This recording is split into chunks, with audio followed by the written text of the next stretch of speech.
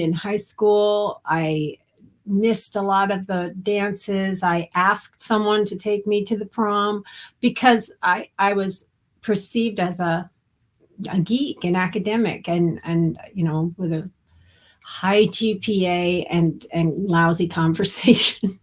And so in college, I had a boyfriend, but then he moved away. He was out of state. So long story, he was kind of doing the same thing. I got a secret boyfriend. He kind of had a secret girlfriend. I found out later. But so I'm trying to think what parts are relevant. I ended up breaking up with the distant one so that I could be with the secret one, but he had already broken up with me. And so I was kind of at a period between boyfriends, was planning to get back the secret one, get him back. I mean, I had no doubt that I could. But anyway, his best friend was a Coke dealer from college. And so I just asked him if he wanted to come out to New York City and we could go to a club together. And we were going to my favorite club, which was the Peppermint Lounge. And really, what we just planned, I think, to do a whole lot of cocaine and dance and have fun. That was the whole plan for the evening. I didn't really plan to get with him in any way because he was the best friend of my secret boyfriend. And what happened that evening?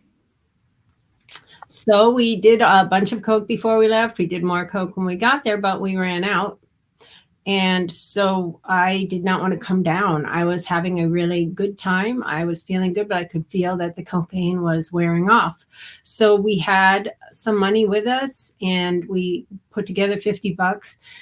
And we just started asking around, is there anyone selling cocaine? Is there anyone selling cocaine? And somebody pointed out someone to us and we approached him and he said he had a gram for sale and we bought it and he vanished. And as soon as we started doing it, we realized it was really, really bad.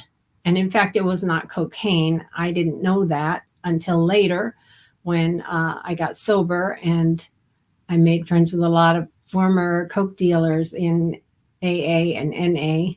And they told me they used to cut cocaine with lidocaine because it was cheaper.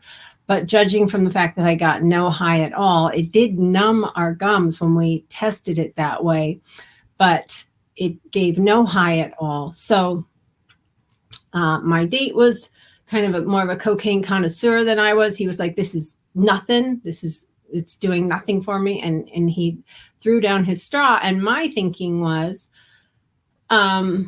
it did numb our gums. It's got to be something. And if I do the whole pile, maybe I'll get a little bit high. So I just snorted the whole pile. And then I told him I was going to go use the bathroom. And on the way to the bathroom, I began to get symptoms of lidocaine poisoning, although I didn't know it. So lidocaine poisoning shuts down your autonomic nervous system. So that's your heart rate, your breathing, all the things that your body takes care of on its own, blood pressure and so on. And so I was seeing all of these speckles in my peripheral vision, which is normally what you see when you're going to faint. It just meant my brain was not getting enough oxygen. That got worse and worse when I was in the stall of the bathroom. That's when I remember that I was going almost blind. I could see this much and no more. And then I couldn't read any of the graffiti that was on the inside of the stall. And I knew it wasn't all illegible. There had to be some words there, but I also began to feel there was no air. I didn't realize my heart was beating slower and slower and slower so that even when I breathed, not much would get to my brain. I thought there was no air. So I came out. I found my date and I was upset. I didn't know I was dying, but I said, there's no air in here. There's no air in here. And I was trying to take deep breaths, but there was nothing, no improvement from that. It was as if there was no oxygen. And he said, calm down, and took me to the bartender. And the bartender gave me a glass of water and I didn't want it, but I took a sip, and that's when I left my body. Wow. that's quite intense. Were you freaked out? Were you scared? I was freaked out by the fact that nobody was acknowledging that there was no air. You know, it's all relative to us. So it seems to me if I'm taking deep breaths, but I still have that oxygen starved feeling, there must be no oxygen. And it was a basement, this dance floor. And so I had the feeling that everybody had breathed up all the air. That was my thinking. And the idea that, no, you've been poisoned and you're dying, it was not on my radar. Right. And what happened afterwards? Well, from their perspective, it was horrible. From their perspective, I fell backwards. I had a grand mal seizure all over the floor and beat my head and beat my limbs and everything, and then had a cardiac arrest, and my heart and my breathing stopped. And the bartender had been trained in CPR, and that's why I'm here. He came out and did CPR for 3 minutes unsuccessfully before I came back. But from my perspective, it was a completely different experience. So from my perspective, I thought, my last thought was that I'd hit my chin on the bar because there seemed to be some kind of blow under my chin. And then it caused me to shoot up in the air.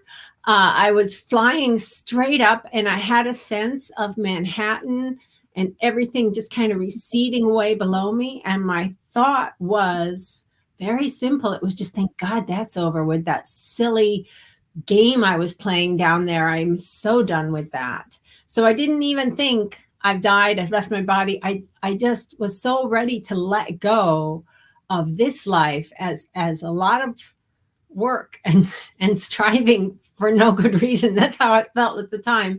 And I shot up in the air, and I was climbing up in this blue sky, and then beneath me was the huge ocean, and it was pure and blue. And I felt like I didn't really remember breathing, but that sense of not having air was gone. I was kind of where I had wished most I could be, which is, I think, very like what NDEs give us is. And so anyway, I thought I could arch back and do a dive. So I tried it, and it worked. And I did a big swan dive backwards. And then I was diving toward the water, and it was approaching, and I had a thought, like, isn't it like concrete if you hit it from a high altitude? And I thought, well, we'll find out. I didn't feel any fear. And so I dove way down. I did a perfect dive way deep in the water. And then I could see the bubbles around me, and I could look up to the surface. It was a gorgeous dappled surface, just magical, magical. And I thought, it's awfully far away. I hope I can get there. And then the next thing I know, I'm surfacing. I can see the land, and it's quite distant, but there's a beach. And I think I want to be there. And the next thing I know, I'm waiting. There was maybe like half a second of swimming that I remember. And then I was waiting out on the beach. And I didn't question any of these, just wanting to be somewhere and then being there. It didn't seem that weird. So when I was on the beach, I looked down to my, I guess if I'm facing, it would be my left. And there was down the beach, there was a mesa, sort of like a sea stack. And it had this old weather-worn house on top, and saw the house. And I was like, oh, I know that house. That's got to do with me. I didn't know why it had to do with me. I'd never seen it before in my life, but that was my sense. I need to get there. So instead of getting to the house, I got to the base of the sea stack. And to my dismay, it was covered with this gross, putrid, green, slimy stuff that I thought, what is this? And I thought, is it rotten seaweed? And I just had a feeling it was so gross. Later, I would learn from hearing other NDEs that this is my toxicity. This is all my defenses and ego and things that I have created to cope. And I had to climb past them. So I just felt like, I'm strong, I can do this. And I started climbing. And it went well. But when I got to the house, I had lost my body. I had no more body. I was a point of intelligence and subjectivity about this far from the door sill. And my feeling about that was like, how inconvenient. Like I didn't really, again, I did not think it was weird, but I did think this was an impediment to what I wanted, which was to get in the house. And so again, I had that feeling nothing's going to stop me. So I traveled even with no body, kind of like a subjective camera, very close to the floor. And I could see that the floorboards were super worn. So many people had walked there that they were old and almost kind of velvety, or almost how old wood gets when you can see the fiber of it. And I realized that's because all of us, and us was my ancestors going back, had passed through this same doorway and walked on those same boards. And so they were worn from that. And at the same time, I began to feel my ancestors as a presence just kind of around me, overjoyed to welcome me, anticipating welcoming me, wanting so much to be reunited with me. I need to say that some people care about their ancestors, and I did not care at all. I did not care at all in this life about my ancestors. Both of my parents came from dysfunctional families. The whole reason they moved to the west coast of Washington of the United States, to Washington State, was to get away from their families. And so I didn't know any cousins. I knew my grandparents a little, but I certainly did not care about them. And on the other side, I felt this immense honor, anticipation, excitement. I mean, think of the person you want to meet most. That's how I felt about the prospect of getting to see and be with my ancestors. But there was supposed to be, did you want to say something? No, I think it was to know. All right. There was supposed to be an armchair in the middle of that room. And I don't know what I mean supposed to be, but I had that thought that where is the chair? And the chair was where all my ancestors sat and contemplated the beauty of the ocean view through this big picture window facing the ocean. And I thought, this is no fair. The chair's not there and I'm so little. How am I going to see the ocean I want to see? And as soon as I thought I want to see, something else took over control and pulled me. It felt like being pulled by my sternum, by my heart, even though I had no physical body. But the sensation was as some magnet were pulling you by the heart, and it pulled me over the floor. And I was going, whoa, this is crazy. It felt really good, I also have to say. And then up, and then over the windowsill, and then I was flying over the ocean, and the sun was setting in front of me. And so there was a golden path that came toward me, and I was zooming over that path, and I was zipping along at this amazing speed. And the feeling of zooming through space, I have also heard other NDEers trying to describe this. It just felt wonderful. I have theories about what was actually happening then, but I'll just stick to the narrative as I experienced it. I had a thought, wait a second, I kind of remembered this life here on Earth, and I thought, people can't fly. Is this a dream? Is this real? And a voice answered me, and it was like, boom. It answered me in my bones, like so resonant and powerful. And it said, more real than anything back there, meaning in that life as Louisa. And I was very surprised to be answered because I had thought I was alone. But I also recognized that it was right, that this was, in fact, more real than anything I experienced through my senses back on Earth or back in my body. So the sun got bigger and bigger. And again, I began to have a little bit of sense of like, am I going to vaporize? Am I going to burn up? Because I can see the corona moving on that sun, and I know it's going to burn me up. And I didn't feel fear though. And then as I got bigger and bigger, and then I went through a filament and I was inside it. And in the sun was the light. And the light was all around me. And it was this delicious warmth, except that it penetrated my being, my consciousness, not just a physical sensation of warmth, but the warmth that is love, that is everything good. I was absolutely saturated with it, and it felt amazing. And my sense was finally, because all my life to that age of 22, I had been struggling and struggling to feel I was enough, to feel I was lovable, to feel that I was good.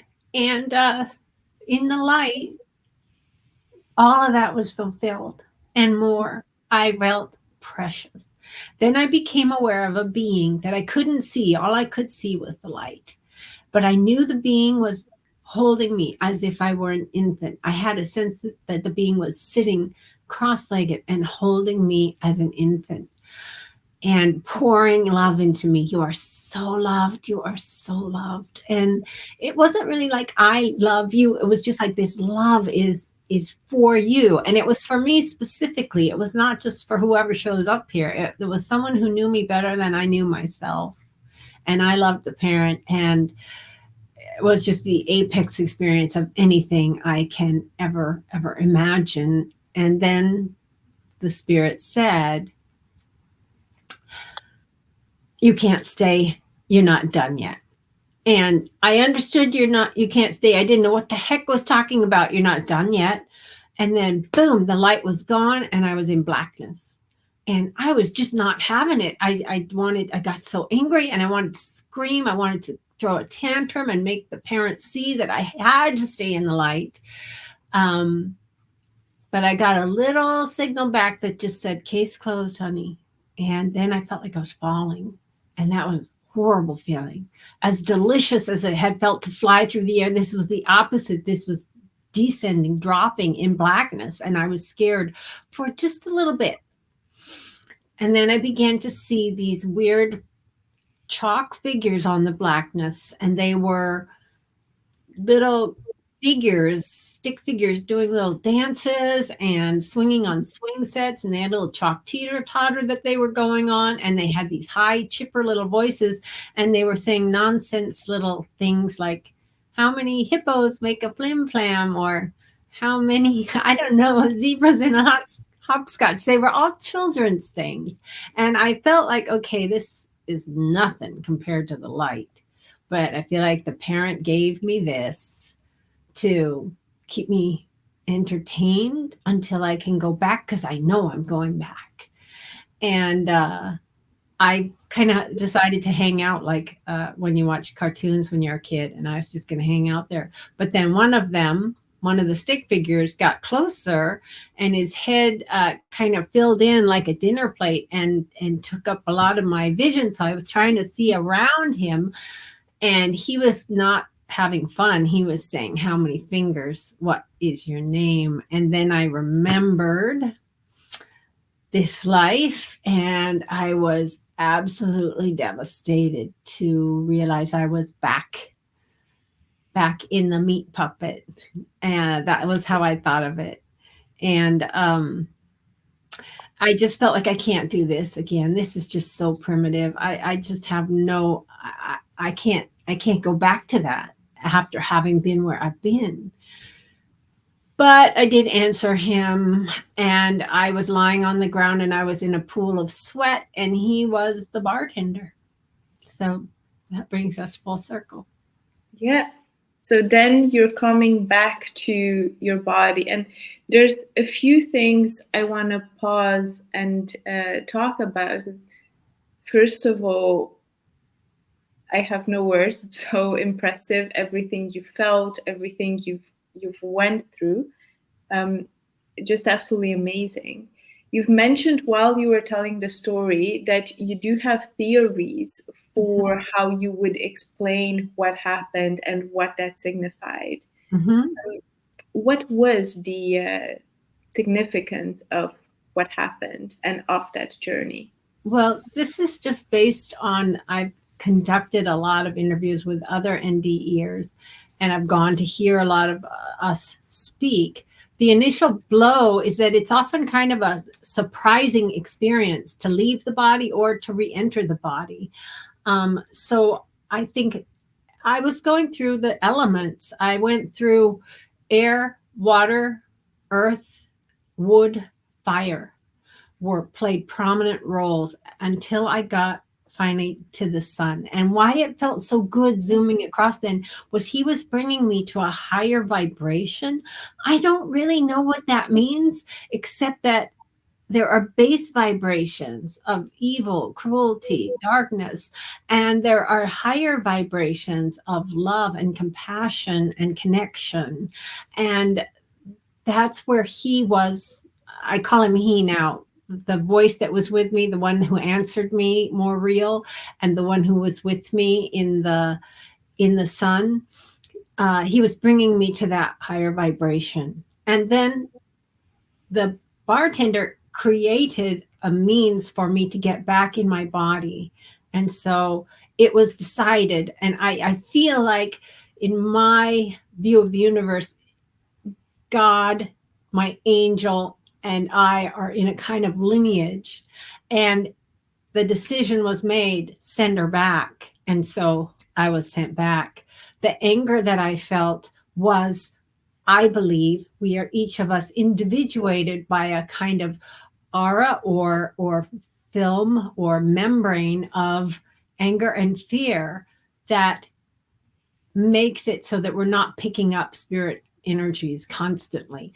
They're rebuffed. This is what makes us an individual cell, just like you need a hydrophobic membrane to make a physical cell in the body, because otherwise it would just all be awash in the water of the body. And my energy is enclosed by this sheath of anger and fear. And so when I dropped in the darkness, that was lowering my vibration, which feels terrible and is what it feels like to go to hell. But I was just going back to this plane. And so entering my body, I don't have any memory of entering my body other than that anger. And I may have already been kind of in my body at the time that I was seeing the stick figures. I don't know. So that's my thought. Got it. And one thing that I've noticed whilst you were telling your story is when we were talking about you growing up, it was a lot of, feeling not good enough, feeling unlovable, feeling almost that being good enough or being lovable is conditioned by being popular, by having a certain status, by achieving perhaps good grades or doing well in school. And all of a sudden, what seemed to me like this chase to be acknowledged, to be validated as a human being, to be accepted as good enough, you have this experience where from where I'm sitting, it's just there's no fear, everything is beautiful, and you feel accepted, you feel whole, you feel good enough, pretty much. You feel validated and you feel loved. So I don't hear any feelings of fear, any feelings of angst, except for that small part at the end when you're coming back to your body. So my question is, judging by the feelings you've had in your life up until then, and then having this experience, were you not disappointed to be back to your life? I was terribly disappointed. There were really like two stages. As soon as I was out of my body, as soon as I was flying upward above the ocean, I was rid of those insecurities. I was rid of the need. That's why I had that sense like I can climb, I'm strong, or I can do a backbend.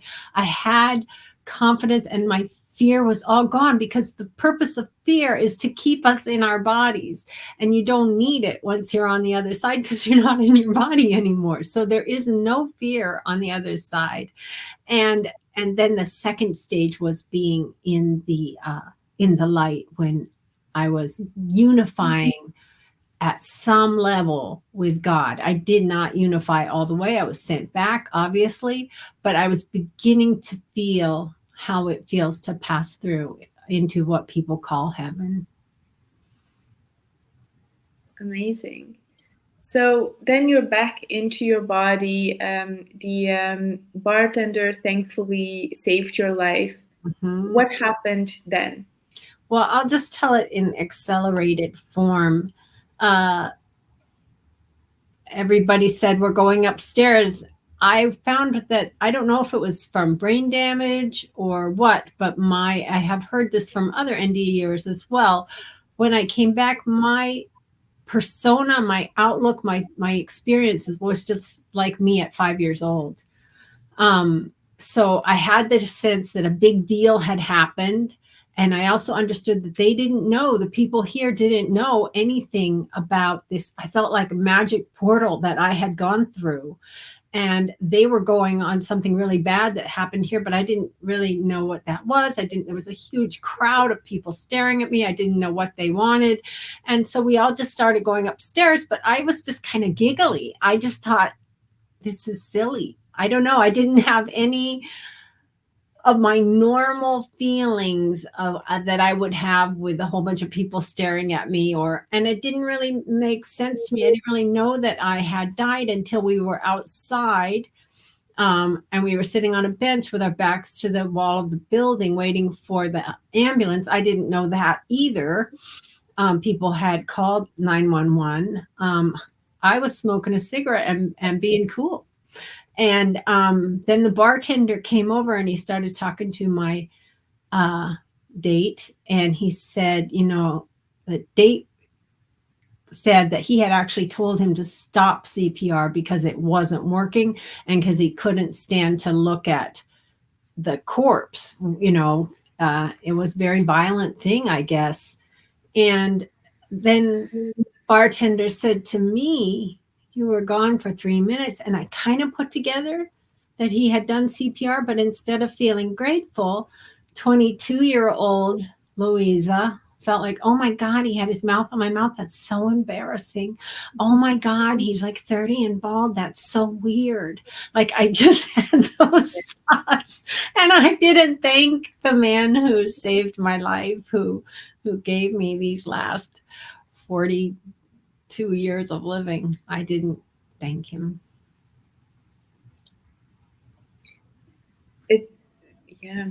It's just so unbelievable. Well, you come back and it's exactly, being back into the body of the 22-year-old girl. I can wiser. Yeah, not that cute. But also, as soon as I asked my date, what are we doing? He said, we're waiting for the ambulance. And I was like, okay, cool. And then I got this really bad feeling and I just said, who is it for? And he said, it's for you. You were dead. And I thought of my parents finding out that I had been doing cocaine. I thought of my parents finding out that I'd had this thing happen to me. And I hated hospitals really with a passion. And I just didn't want to go. So I just said to him, I don't want to go. Don't make me go. Don't make me go. And he had been in a little trouble at college for dealing drugs. And he was a private school math teacher. He did not want to get in more trouble. So there was a whole line of taxis right in front of us. He just grabbed my hand and he pulled me and we jumped in a cab and it drove away. And people banged all over the trunk saying, what are you doing? What are you doing? And we just drove. And I, again, thought it was a fun and silly game. And what was your life after that experience like? So the initial thing is trying to decide if what this thing that happened to me was. And it's important to realize this was 1982. Mm-hmm. The first book ever written on near-death experience when the term was coined was, I believe, 1978. And I had certainly never heard of it. No one I knew had ever heard of a near-death experience. So I didn't have that word to assign to what had happened to me. I only knew the words hallucination and, I thought that I had been taking cocaine. But then I had this time of reckoning when I was alone in my room the next afternoon. I already knew I had some brain damage. I knew I had bruises all over the back of my head, all over my hands and elbows and everything. I knew I had died. And I remembered all of these things when the voice answered me and in the light, and I knew it wasn't a hallucination.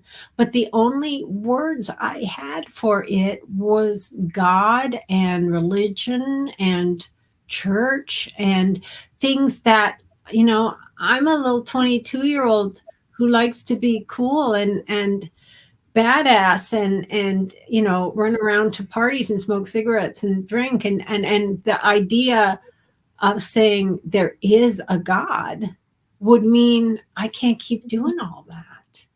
And the whole sort of profundity of the idea that I died and was given my life back again because I wasn't done was just too much of a responsibility. And I thought, if I can just find a way to explain this away, I can be free and go back to being me the way I was. If it's true, I have to go to church and transform everything about me and everything I believe and lose being who I am. And so I thought of the computer Hal in 2001. If you've seen that movie, he gets slowly shut down and he reverts to his very first program, which was to sing this little song, Daisy, Daisy, which he sings. And I thought, what if my Daisy was love? What if as my brain shut down from not getting oxygen because I had this cardiac arrest, what if the last thought was love? And that was why it felt so huge. And it didn't really parse, because then who was talking to me? And if I loved it so much, why would I kick myself out? And I just said, okay, I can't think about those things. I'm just going to go with that. It was hypoxia and hallucination, and pretend, that it's a done deal. Yeah, fair enough. I mean, I can also imagine none of your friends, as you said, there were no books about it, none available to you at the time. So there must have been, but you probably didn't go to a library to check. Mm-hmm. So there was no way of knowing, that this had happened to other people at any point in time, and there's no frame of reference. Did Mm-hmm. you share with anyone, with the boyfriend at the time, or with any of the I friends? shared with different boyfriends and my sister and my roommate.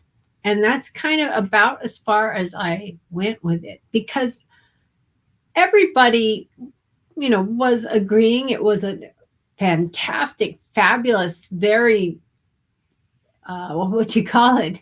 Elaborate hallucination, because I remembered everything. But not one person said to me, hey, have you heard of Raymond Moody's book?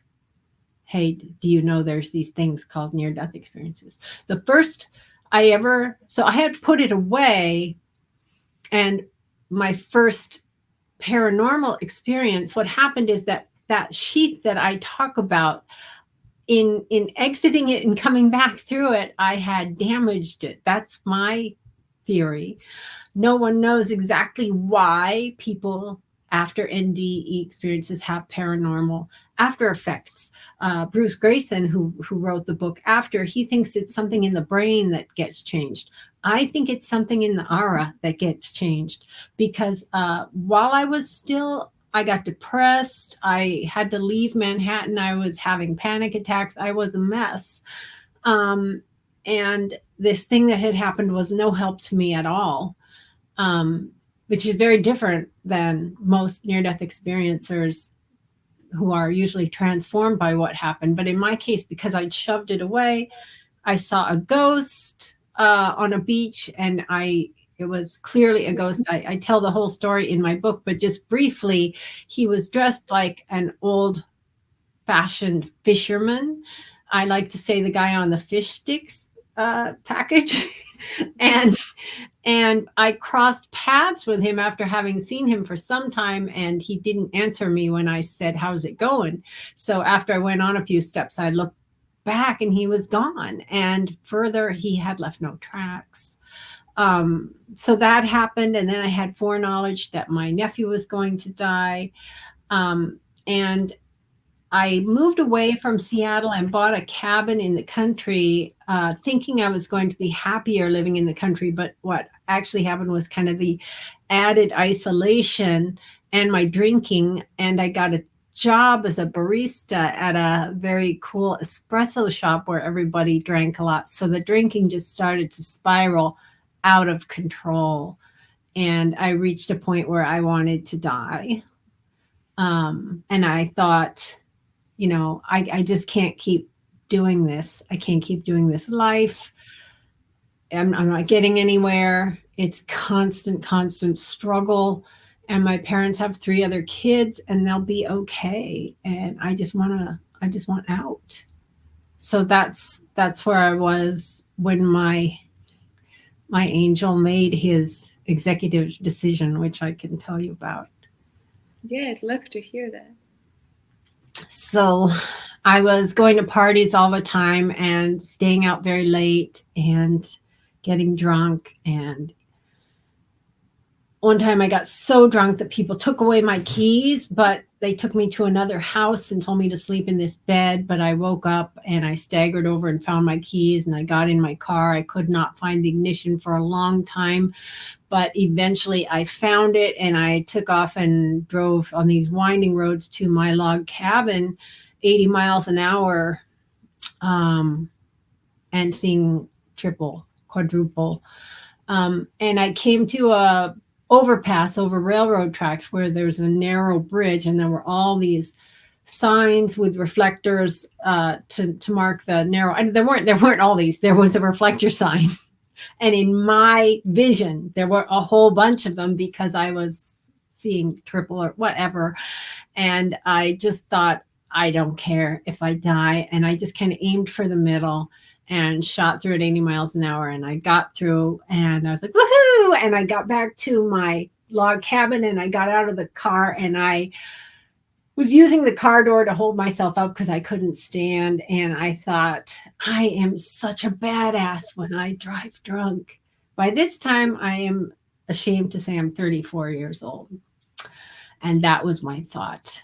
And this is when the voice, which I sort of knew was the same one that I had met on the other side, shot through me. It just shot through me. The sky was all starry up above and it was dark and cold and it went through like a bolt of lightning, and it was a message, and it kind of unpacked itself. The first thing it said was, "This is the last time I can help you." And there was a sternness in that. There was a like, if you want to go smash your brains on a telephone pole, go do it. You're free. I'm not going to stop it.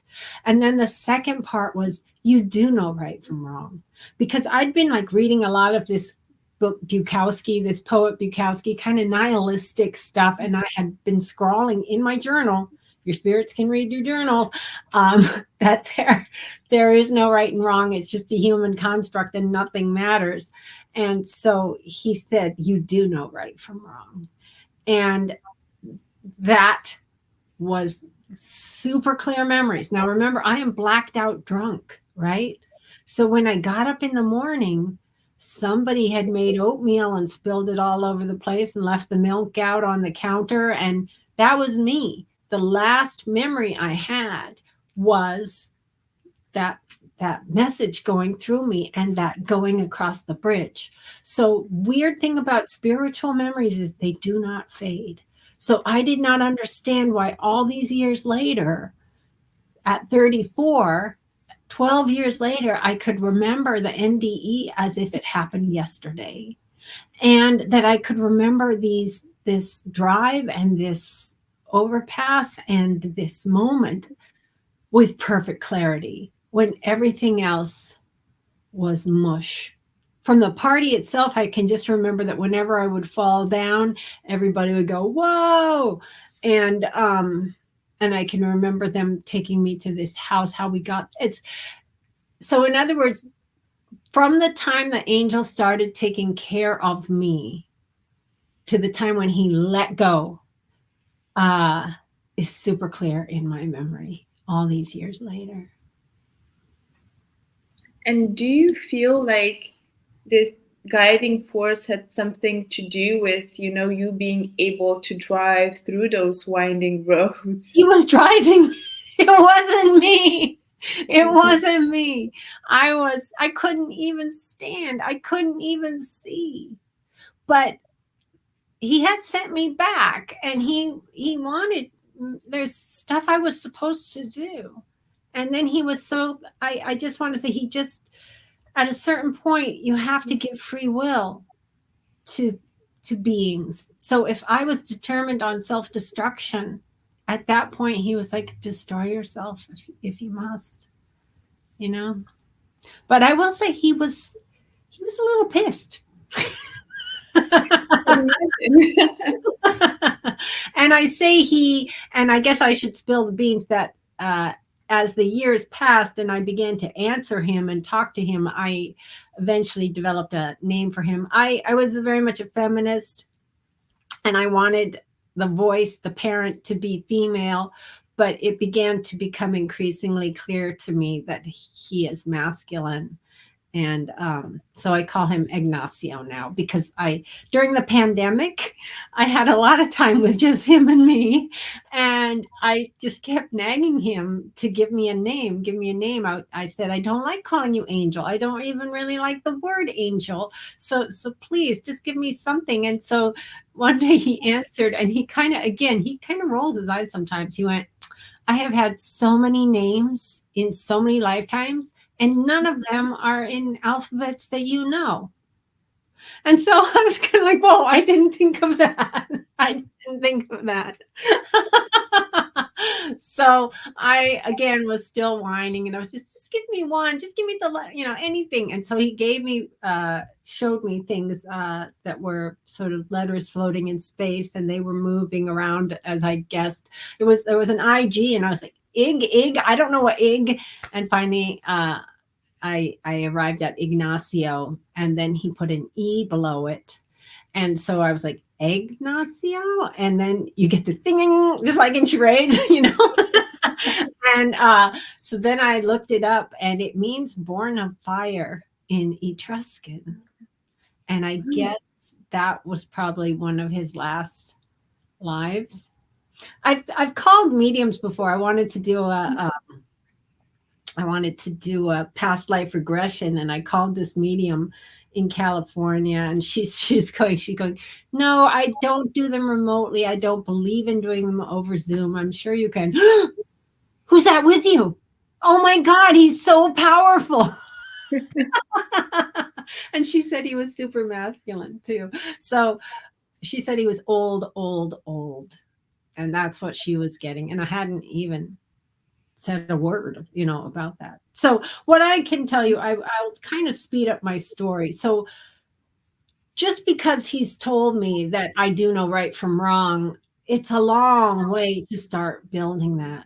So the next thing he did was that I was going to go to I guess I should say, I tried to keep drinking, and I couldn't do it anymore because his words just kept ringing in my mind.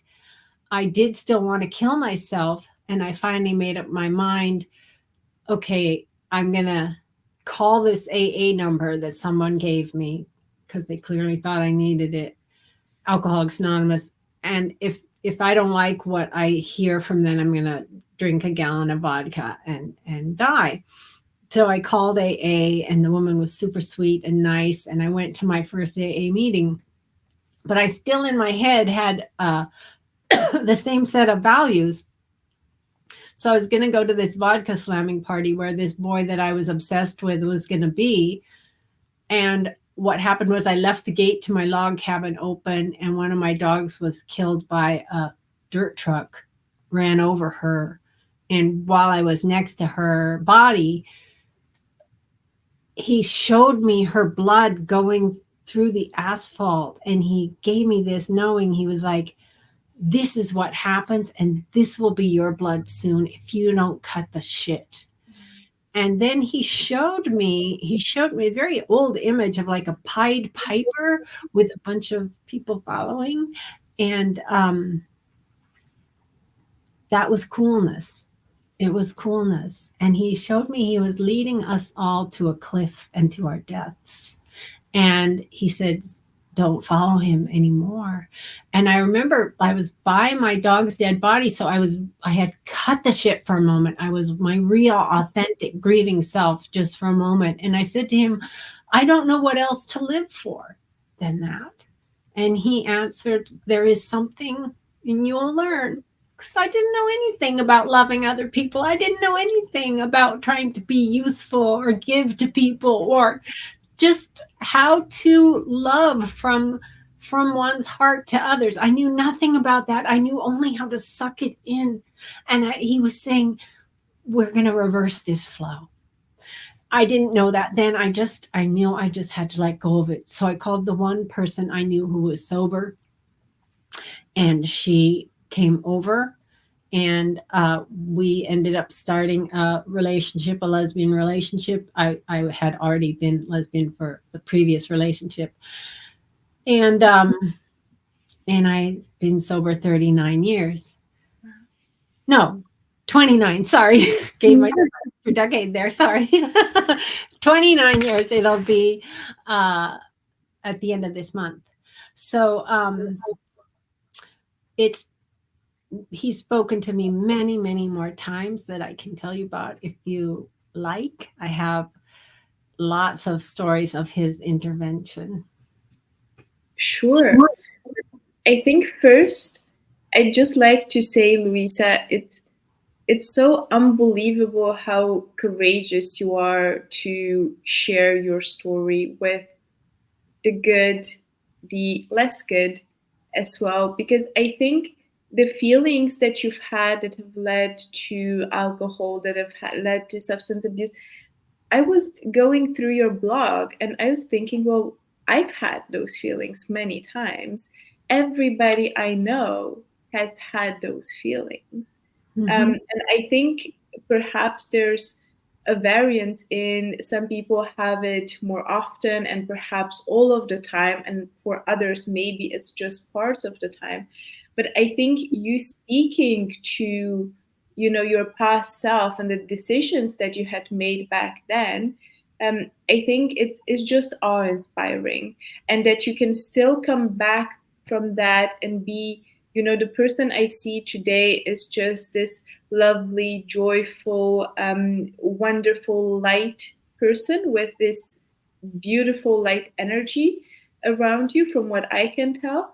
And it's just a lot of compliments to you for Thank you. turning that around and becoming the person that you are today, because I can imagine that was definitely not easy, even with the guidance, even with receiving this otherworldly help. I can imagine the road was still painful and hard and difficult.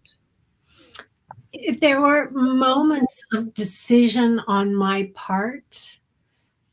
This is not really a paranormal story, but it is one of my favorite ones to tell, is that I still had this problem with being obsessed. So this is years later. I'd been in that relationship. I'd stayed sober, but she had left me for someone else, and I'd become obsessed with this man in AA. And I would be chasing him all over the place. And I remember after a meeting, I got him to say he'd go to a restaurant with me. So I was thinking, oh, great, we'll go to the restaurant and then he'll fall in love with me and I'll seduce him and it's going to be wonderful. But when we got to the restaurant, other people from the AA meeting we'd been at came in, and he had also asked some people on our way there to join us. So every time someone would come in the door, he'd say, come sit with us. And I'd go, damn it, and till finally there was a huge table of us. And I started talking to the people with me. And at a certain point, I realized that the guy I was obsessed with, had gone to a different table a long time ago, and I hadn't even noticed. I was so having fun with the people that I was with. In my old system of values, he had the validation that I needed. And in my new system of values, mixing with people, give and take, having fun together was more worthy than that. But I was still stuck in my old rut. So when I left the restaurant, it was raining outside, and I stood outside and I could see the lights reflecting in the puddles. And it was just a kind of a moment. And I said, I didn't call him Ignacio then, I called him Angel. And I said, Angel, I don't want my love to be a fire hose. I want it to be a sprinkler, a fountain for everybody. And what can I do, for you to help me with that? And he said, every time you're at an AA meeting and someone annoys you, I want you to go up to them. I want you to introduce yourself, and I want you to learn 3 things about them.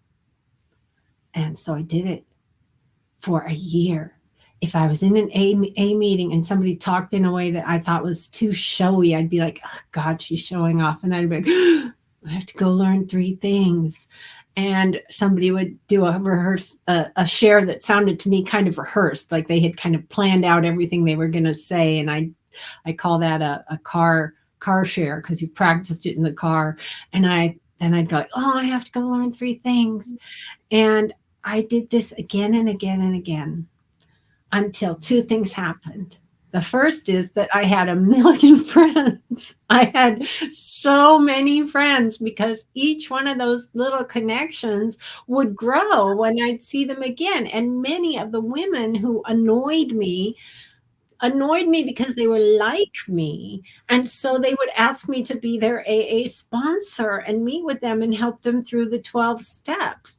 The other thing that happened is that gradually I just stopped being annoyed by anything anybody did or said, because I don't know if it was operant conditioning that I didn't want to have to go ask them 3 things, or if it was just that I learned that I am like everyone else, because I was a changed person.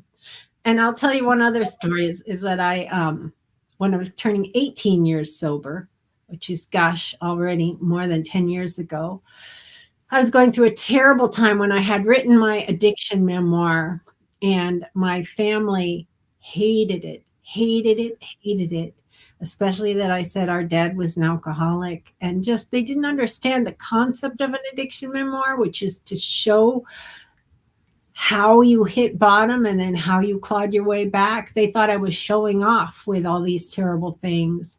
So I was having an 18-year sober party and inviting these jillions of friends that I now had, but then I found out I had breast cancer.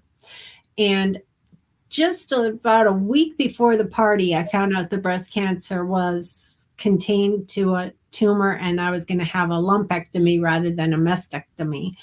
And so I went on Facebook, changed my party to a get to keep my boob party. And all these, who can resist coming to a get to keep my boob party? All these people came, and they made a poster on the wall that said, Louisa beat cancer. And I didn't have to do the cooking. People cooked, people brought things.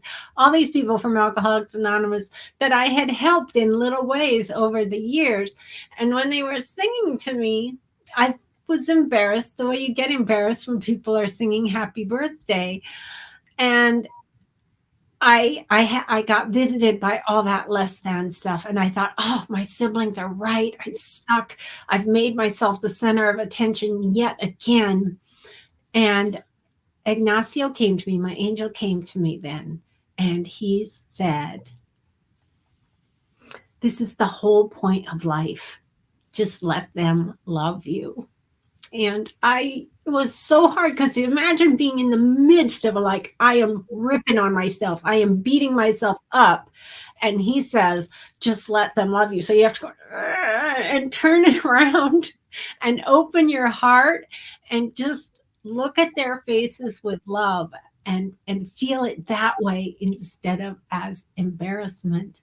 And there were 2 pictures of me taken at that time We have two different cameras in two different moments by two different people, and they both show an orb to my left, and it rises. It's right by my temple, and then it rises away, and that was his energy. I have pictures. I have them if you want to see them. Would love to add them in if you'd like that. Mm-hmm. Wow, that's amazing. And one thing that this brings me to is there's this shift in you, right? From feeling not worthy, not good enough, and not lovable, to understanding that the purpose of life is being loved, letting yourself feel loved, which Mm-hmm. almost, I'm not a psychotherapist, but briefly mentioning your relationships, it almost sounds like you were chasing people that were maybe a bit unavailable because you were perhaps used to working to be loved. You had to work in order to be deserving of the love you Certainly weren't the really last deserving. one. Yeah, the only exception is the woman that I got sober with. But other than that, it fits the pattern. And then all of a sudden you understand, you are worthy because of who you are. You don't need to work for it. You don't need to do anything else. What was the frame shift? How did you switch from not being good enough, having to work for everything, to I am lovable as I am enough as I am? I think, just to bring it back, I think that's something that a lot of us struggle with. I don't know anybody that hasn't struggled with that. I think perhaps many people are not very open about it because they'll just parade their accolades. And whenever I see that, I go like, "Ooh, you feel like you're not enough." Okay, I get that. Um, but I think that's one of the healthiest things we can do for ourselves. So, what was the frame shift for you? Well, it was this morning because every morning I default back to not worthy. That is my, I guess you could say that the way my parents imprinted me. So starting every morning, I have to wake up and let that go. And I have to trust my higher power that I'm here for a reason. And I just have to, I don't meditate every day. The one thing that I do every day though is this little girl here, Alice. Oops, I'm pointing the wrong way. Alice, because it's backwards for me.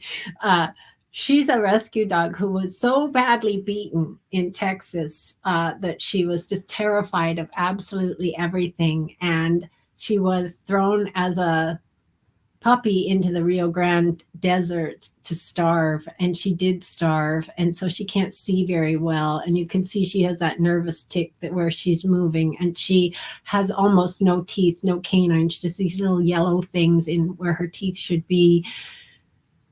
And I saved her, and every morning I would do this thing because she was terrified of me too. I would make her get in my lap, and I would say, "You are safe and I love you." And I would just beam that to her. And so she wants that every morning. She still does. So in the morning, when she comes and sits in front of me, and I let her get on my lap and I hug her and tell her she's safe and I love her and I will always take care of her, I'm also saying it to myself. I am safe and I love me and I will take care of me. And I know Ignacio is there with the same feeling, and I will be okay. It doesn't mean that life is going to be real like skippy go lucky. In July, my ex-boyfriend, who I still loved though he had started being unfaithful, when he relapsed alcoholically, he died of alcoholism. Um, just got a ulcer, or what do you call it? Gastric hemorrhage, and died alone in his house on his 60th birthday. I still loved him, and it's tragic. And my mother died in August, and then I've had two more friends die in the past 2 weeks. One just died from some kind of heart failure, and another relapsed and got fentanyl. I mean, I've lost a lot of people, but this is just recently. And, I know that they're okay, but it's especially when your mom dies, and especially when the person that, you would call the love of your life dies, there's all this discombobulation. Because with Gerard, no one remembers all the amazing things we did together except me.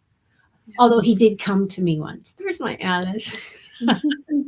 He came to me after death, and he told me how much he regretted what he had done. And he asked if he could come to me in my dreams. And he did come to me in my dreams and explained a lot of how it felt to be him in that relationship. And my mother, when she died, she just was out of here. She said only one thing to me after she had died. While she was dying, she did tell me, my sister's here, and her sister had died 5 years before her. So she was really happy. She was like, my sister's here. And she never believed any of my NDE stuff. She always said, psh, psh. But then she knew her sister was there.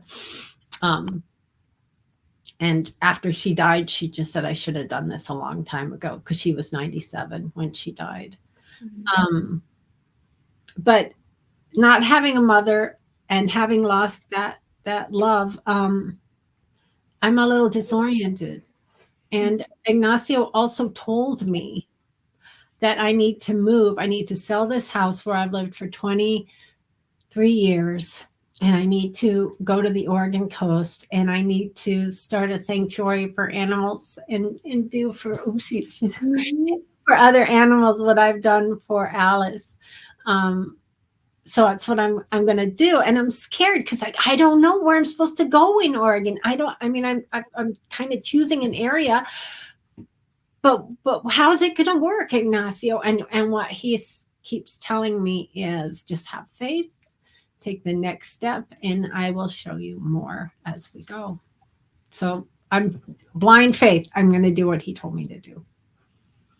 I think that's amazing. And to be honest, the purpose of opening an animal shelter, I think that's a beautiful purpose to have. There's always so much pain, when, at least for me, when I hear about animals being mistreated, because they can't really defend themselves. I think we can perhaps do it better by talking, by asking for help, but often enough, a dog or a cat, they just fend for themselves. She has PTSD really badly. She basically, every time my son approaches her, she sees a big man, and she used to pee out of just terror.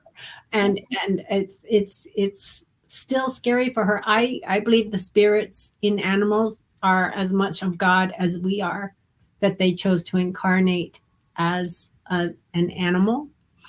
And when I'm helping Alice feel okay and safe, and all the things she knows she is now, I'm helping spirit. I'm putting more good in the world. Yeah, exactly. Louisa, it's just been amazing talking to you.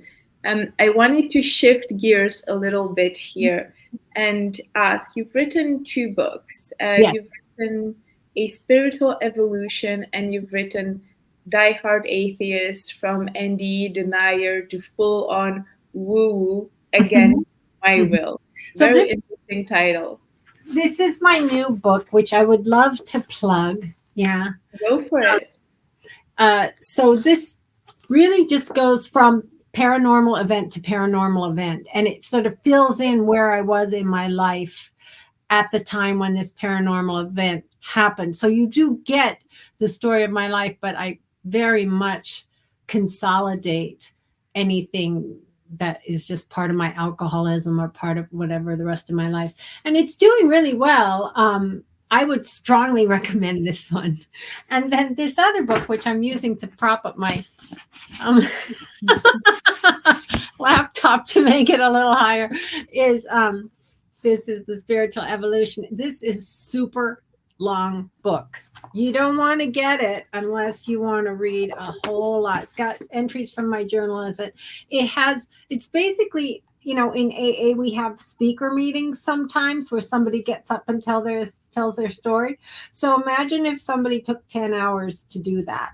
If you like that, some people have said, I love the book and I was so sad when I finished. And, because they said it was like taking an AA meeting, a recovery meeting with them, NA or AA or OA or whatever they're recovering from everywhere they went. So they're different. But I would say probably start with the Die Hard Atheist. And then if you want to hear more, you can buy the other one.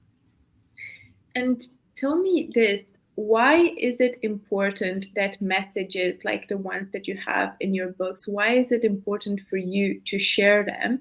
And why is it important for people to read them? Mm-hmm.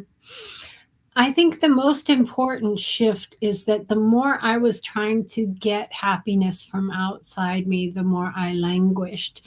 And the more I began to realize what I do have now is I have a constant, it might sound annoying, but a constant friendliness and a constant goodwill and a constant kind of silent blessing for every person that I encounter. And I love it when people smile back to me or when they speak back to me, but I am going to go around being friendly all the time because ultimately, I don't think that I was sent back to do some great thing. I think that the purpose of our life is to manifest love and make more love in that way.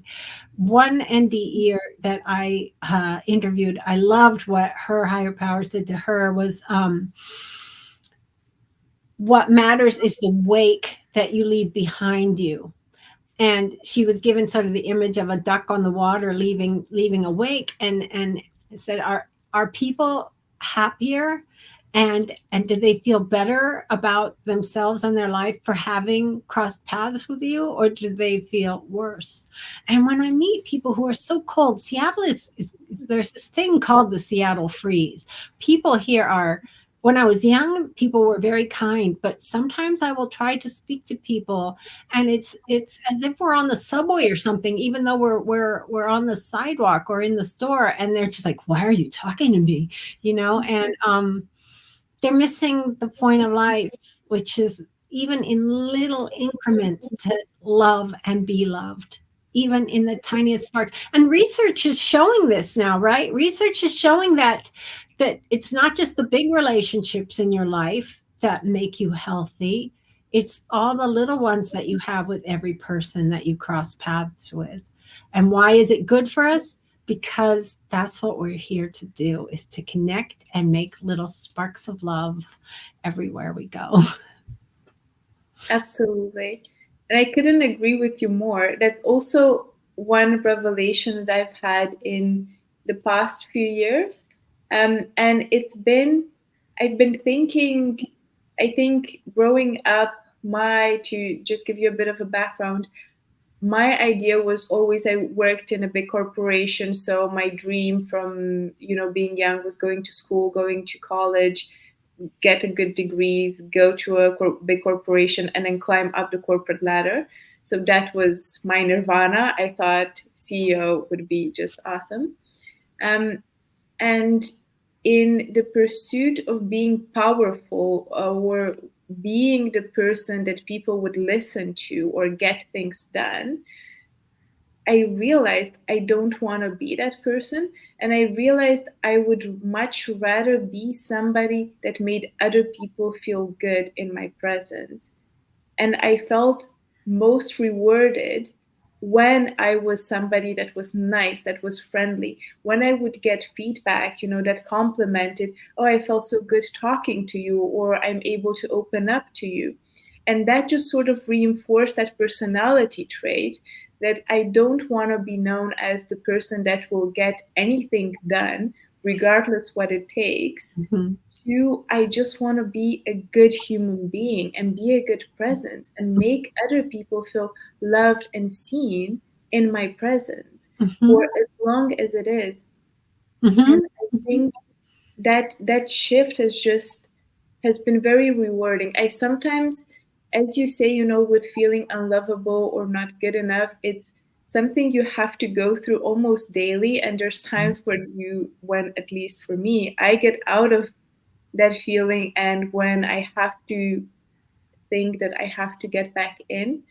Um, but it's absolutely, I think those micro connections, those um, I call them micro connections, and I call them energies of love, because I think you can have love for everybody around you, for friends, for family. It doesn't just have to be the romantic partner in your life. Yes. And from the things that you said, even before we started recording, I can tell that you are just devoting your energy to help others. And you don't really care who those others are, right? It's just whoever needs to see this video and get these messages, that's who you are working for. And I sure hope that if there's even one person, that's something that's been said a lot, if there's one person that maybe makes a better decision because of this one video, I think both you and I have done a lot Exactly. for them. Exactly. Absolutely. And just to round up the part about your books, what I wanted to read was a small part of one of the reviews that I found on Amazon, because I think this one review really embodies most of the reviews that I've read, and I think it really speaks to your story and to your books. So, for the sake of time, I'll keep it short, but I'll read the end of it. It helped me empathize with not only her life experiences and personal struggles, but also those of people that I know and love who have gone through similar things. And I have to say, the recurring theme that I've seen in the reviews of your books were people that have maybe not gone through the same challenges that you have, but that have a newfound understanding and love and compassion for those who have. And this is only possible, in my view, because of how raw and honest you've exposed your story out there, which I can imagine is very frightening to do when you're writing it, because you have no idea It of the could not be any more honest. It is honest, honest, honest. I admit stuff that, like, yeah, it's you remember how I told you about how I had those shallow thoughts after the bartender did CPR? That's not the only time I had shallow selfish thoughts, right? So I am really honest about all of them, because when I started writing the addiction memoir, again, I was guided by Ignacio to say that we experience life in this way. It's not just I may have developed some weird quirks in my ways of developing, and other people might not be alcoholic or they might not get obsessions, but they have something that they're doing also as a sort of what's called false refuge in Buddhism, to feel better, which ultimately doesn't serve them or anyone else. And so it's only by total honesty that you can get this recognition of, oh, we're all human and we all have these pains, and what's the constructive way that we can address them. Absolutely. And what I would like to end with, I have to say that the part of your story that struck a chord with me most is coming back to the feeling unlovable, feeling not good enough. It's something that, beyond the fact that I think everybody has struggled with, I have struggled with many times. It's something that I have to go through every time and remind myself I am worthy. Validation is not outside of me, it is within me. But it's a process. And I think some days you're higher up that mountain, and other days you're just a bit lower. And from experiencing life, I think that's exactly as it should be. There's no destination, there's no level where you've unlocked it and awesome, you've gotten it. But what would you say to somebody that is maybe feeling the way you were in your teens? If you could talk to 20-year-old Louisa before the NDE, that was chasing popularity, that was chasing being cool, and would do, one or the other thing that would make her cool in pursuit of this goal, what would you say to those people? Well, I think one of the things, this isn't quite what I'd say, but to befriend your inner critic. So it's like when my inner critic, sometimes I'll go for a hike by myself and I'll be hiking along, and then my inner critic will say, you know why you're alone? It's because nobody likes you. You don't really have any friends because you're essentially boring. And so you're going to just be alone always. And then I'll say to it, I'll be like, really? Is that the best you can do? That's the same thing you've been saying since high school. Okay. So then it's kind of like you can personify the voices in your head and you can realize that self-criticism is in its own twisted way trying to protect you. It's always trying to say the worst thing about you first so that you won't get sucker punched, so that you have faced that already. But it's not a strategy that works. So you just have to tell it, I know you're trying to help me, but please be quiet, or I'm not listening to you. And then as for the teenager me, gosh, I don't think I could have learned what I've learned without walking every step that I've walked. I just feel like every pain and heartbreak that I've gone through has shown me more, that's made me more compassionate towards others, and that I was not given the love that I needed. So I was a drowning swimmer. And when you approach a drowning swimmer, all they're going to do is claw at you and try to hang on to you and try to save themselves. And that's how I was living. And for me to learn that I can propel myself and stay afloat by myself is it's been my life's work. So I guess what I would say to the young people who are hurting is just have faith and grow from everything that life puts in your path, because it has something to teach you. That's beautiful. And sometimes, it's even just getting off the couch or taking the first step. Those can be monumental wins, I think. And surround yourself with people. Oh, I'm sorry. They are, but I just want to say, surround yourself with people who support you, even when you're doing your stuff. I mean, Alice is still terrified all the time, but or you never know when she's going to go into PTSD and where is she again? Yeah, you just never know when you're going to do that, do you, honey? But I accept her as she is. And I had to end a friendship recently because the person I always felt bad when I was with them. And you have to listen to that. Surround yourself with good people.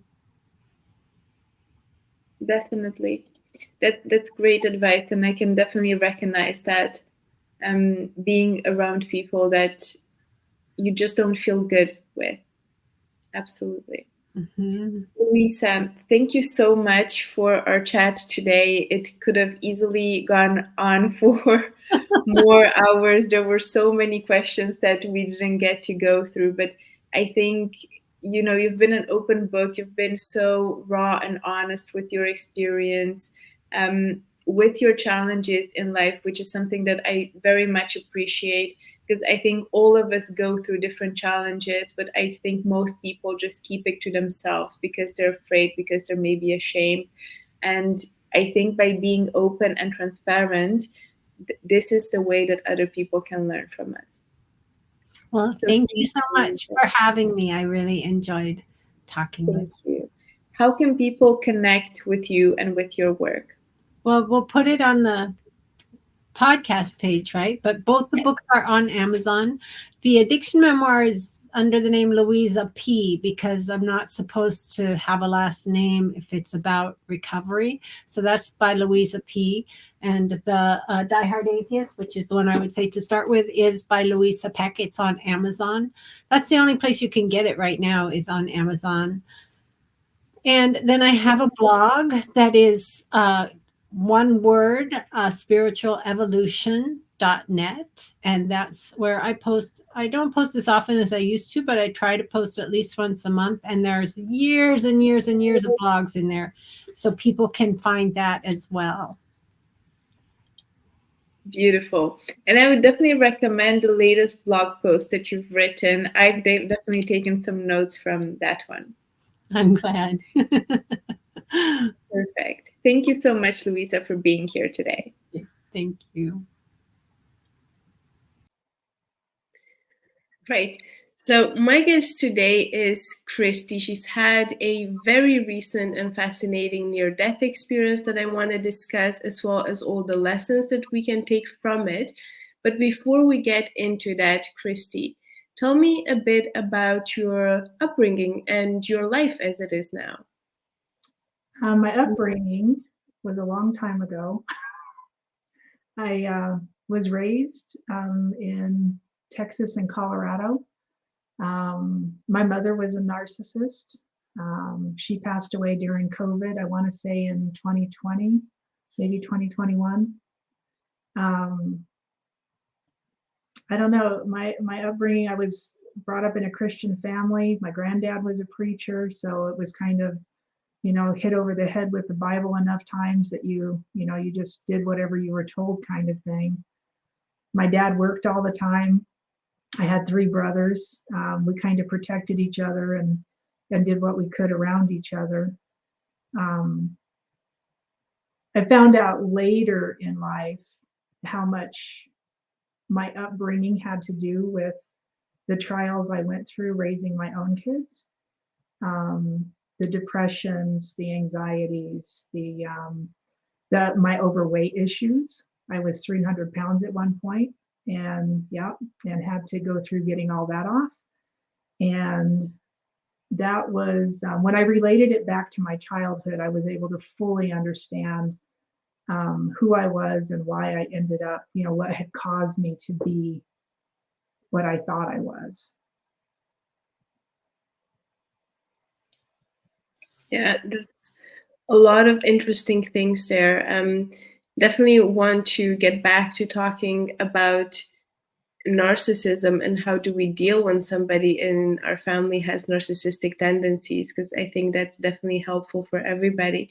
But before we dive a bit deeper, tell me what happened a few months ago.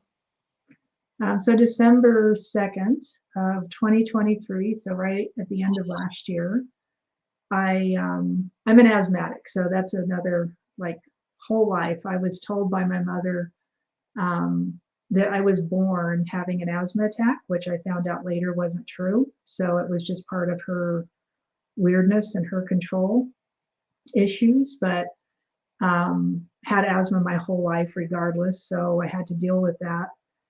And I got up on the morning of December 2nd, probably around 4:30 or 5:30, and it was usual, having a little bit of trouble breathing. So I go in our living room, and I have my nebulizer that I use, and I always have it loaded so I can just go in and use it real quick. And I did what I normally do, and it got worse. I went into the bedroom and grabbed my husband's feet and kind of shook him. And I was like, I think I'm in trouble. And I must have kept talking to him. And this is where I don't remember anything. He said I told him I needed more medicine, so he got up and got more medicine, but he already realized I was in more trouble than I thought I was. Grabbed his phone, dialed 911, got somebody coming over this way. And he said I wasn't talking. I was very choppy, like I had to stop and take a little in order to get the next words out. They showed up, the paramedics showed up. So my understanding was it was 5 female paramedics in an ambulance, and not realizing the severity of the situation. One came inside, the rest stayed back, getting out the gurney and all the stuff that they were bringing in the house, oxygen tanks. And they were coming, from their point of view, they were coming to an asthma attack. So that was what they were working on bringing in. But I've actually spoken to her since. She came in the house and she said she looked at me and we locked eyes. And she was like, oh shit, I don't know if I can cuss on here or not. We're in real trouble. She could tell just by looking in my face. And so she turned around and ran back out and started redirecting people. And my husband at that point, I guess he had walked out, walked back in. I was down. He went to the door, started screaming out the door. She's not breathing. She's down. The lady came running back in. The paramedic came running back in. And it was like, oh no, this is a cardiac arrest. It went from how I thought I was having trouble breathing to I could not see this coming to save my life. I had no idea how fast this was going to turn. And they didn't either. They were pretty well shocked. They couldn't get the gurney up our stairs in front of the house. They couldn't get some of the equipment back in the house because it was snowing out. There was like, I don't know how deep it was in snow, but they couldn't get through it. And the gurney itself, the story I heard already weighs 200 pounds. And then you add a, 170 pound person on top of it who was dead weight at that point. Literally, they were struggling, and my husband was starting to get a little bit upset. But in the meantime, somebody had thought enough to call the fire truck guys. And so we had everybody over here. We're a tiny town and it's all volunteer. So they all came running in. My heart had stopped. I think I was probably going in between 5 and 10 minutes at that point. So no oxygen, no blood circulation, no heartbeat. I, of course, didn't know what was going on. So there was, my body's just laying there. What I saw was myself standing there looking out our front door, which faces to the south. And I don't know why the directions are important, but they still seem to be important. And I saw this huge black ball of energy rolling towards me. It was huge, and it was like it was alive. And since I started talking about that, I've had a lot of people saying, oh yeah, I've seen that too. And we're all just like, I don't know what it is. But it came towards the house, went around the house, and it was like I was above the house watching everything. So I saw it move, go around the house, came back in through the back of the house, so from the north, and it just hit me in the back, took me down. And I had been talking a lot about just calling in all of my karma at once. just bring it. Like, let's just do this thing. And I kind of think that's part of what happened. That's part of what that was. I have found out since exactly what that was, and we can talk about that a little bit more later if you want to. But they got me on the gurney, finally got me in an ambulance, got me the closest hospital's like 35 minutes here. From here, maybe 40 minutes on a good day. It was snowing out, so it took longer. By the time they got me in the hospital, they were already hooking me up to whatever the brain scan thing is called, because they didn't know, what was left, if anything. So I was hooked up to everything you could possibly be. What they brought me back with is called I'm not going to remember the name of it, a Lucas machine, a Lucas device. So they strapped that on me, and basically what it is some kind of device, has a suction cup in the center of it. They put that right in the center of your chest over your heart, and it just goes 120 beats a minute. So it's not the electronic paddles; those don't work when you're already dead. Apparently, it's not a good answer. So I had that on me for quite a while. And anywhere from, I heard 10 minutes from the doctors in the hospital that I was dead, to the fire chief, who said, no, it was a lot longer than that. I was like, I don't want to know what that means.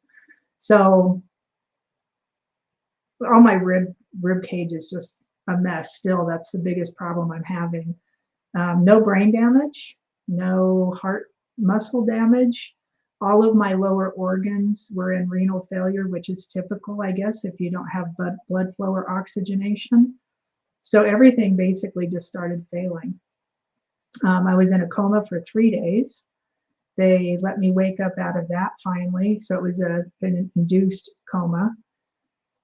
And during that, I saw I don't even know how really to describe it, except that it was like a web or a ring of interwoven energies and people who were all praying over me and doing energy work. I have a lot of friends that are energy healers.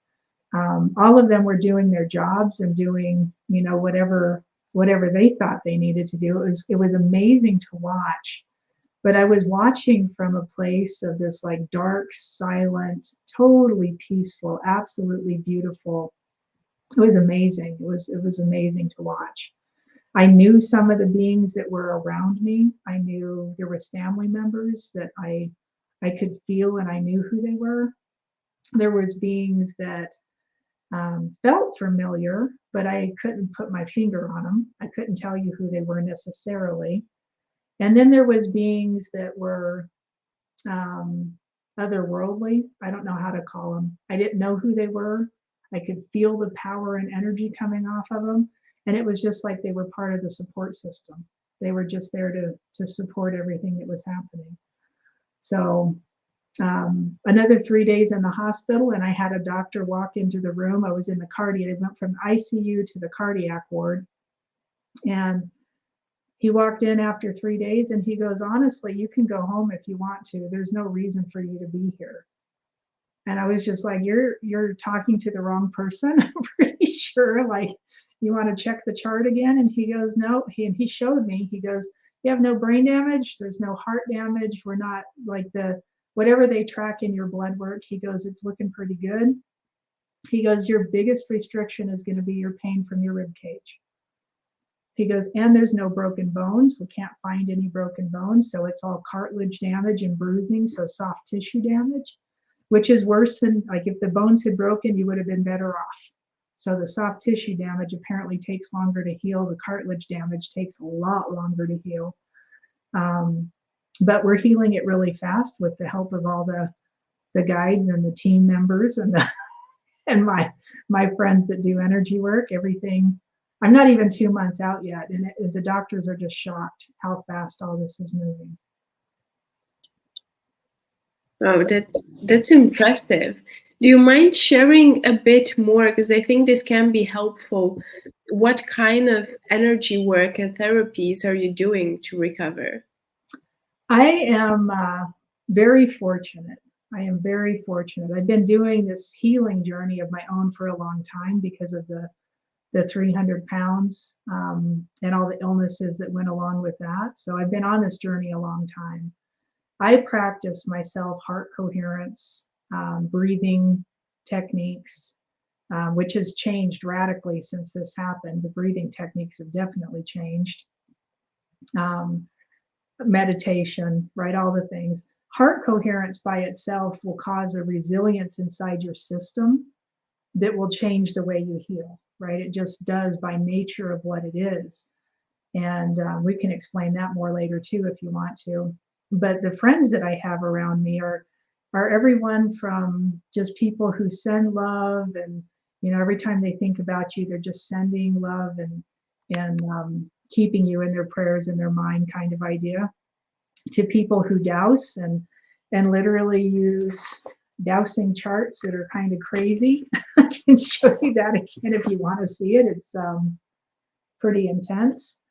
But I had people using, whatever techniques. I had one lady, my son called, that he's seen for a long time because he had some issues coming up that he needed help with. And she does something called brain integration technique. That's absolutely fascinating. And he messaged her within 4 hours of my crash, and she immediately started running brain integration patterns on me. And I tell this to a doctor, right? And I'm just like, they're like, whatever. And I'm like, you cannot tell me that didn't, because you're standing here looking at me going, why don't you have brain damage? I'm going to point at them and go, because they were doing their work. They were doing what they do. And the effect was, obviously insane. The effect was incredible.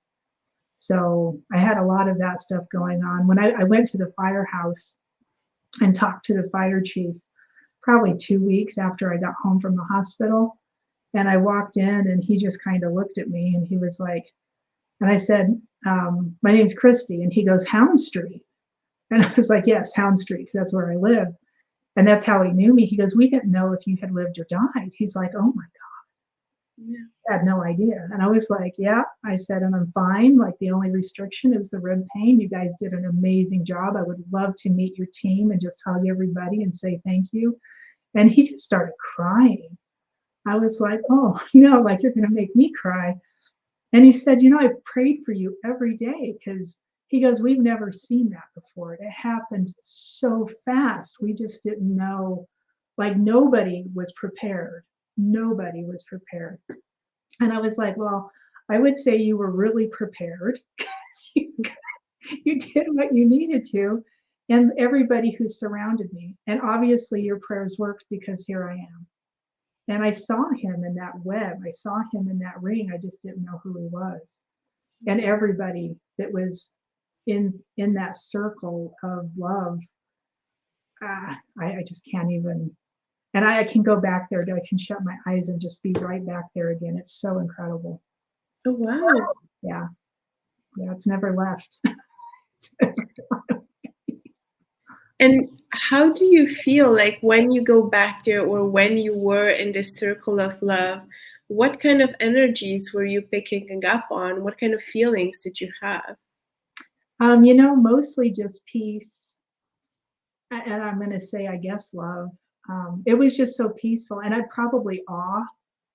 I was just in awe for being able to sit there and watch it.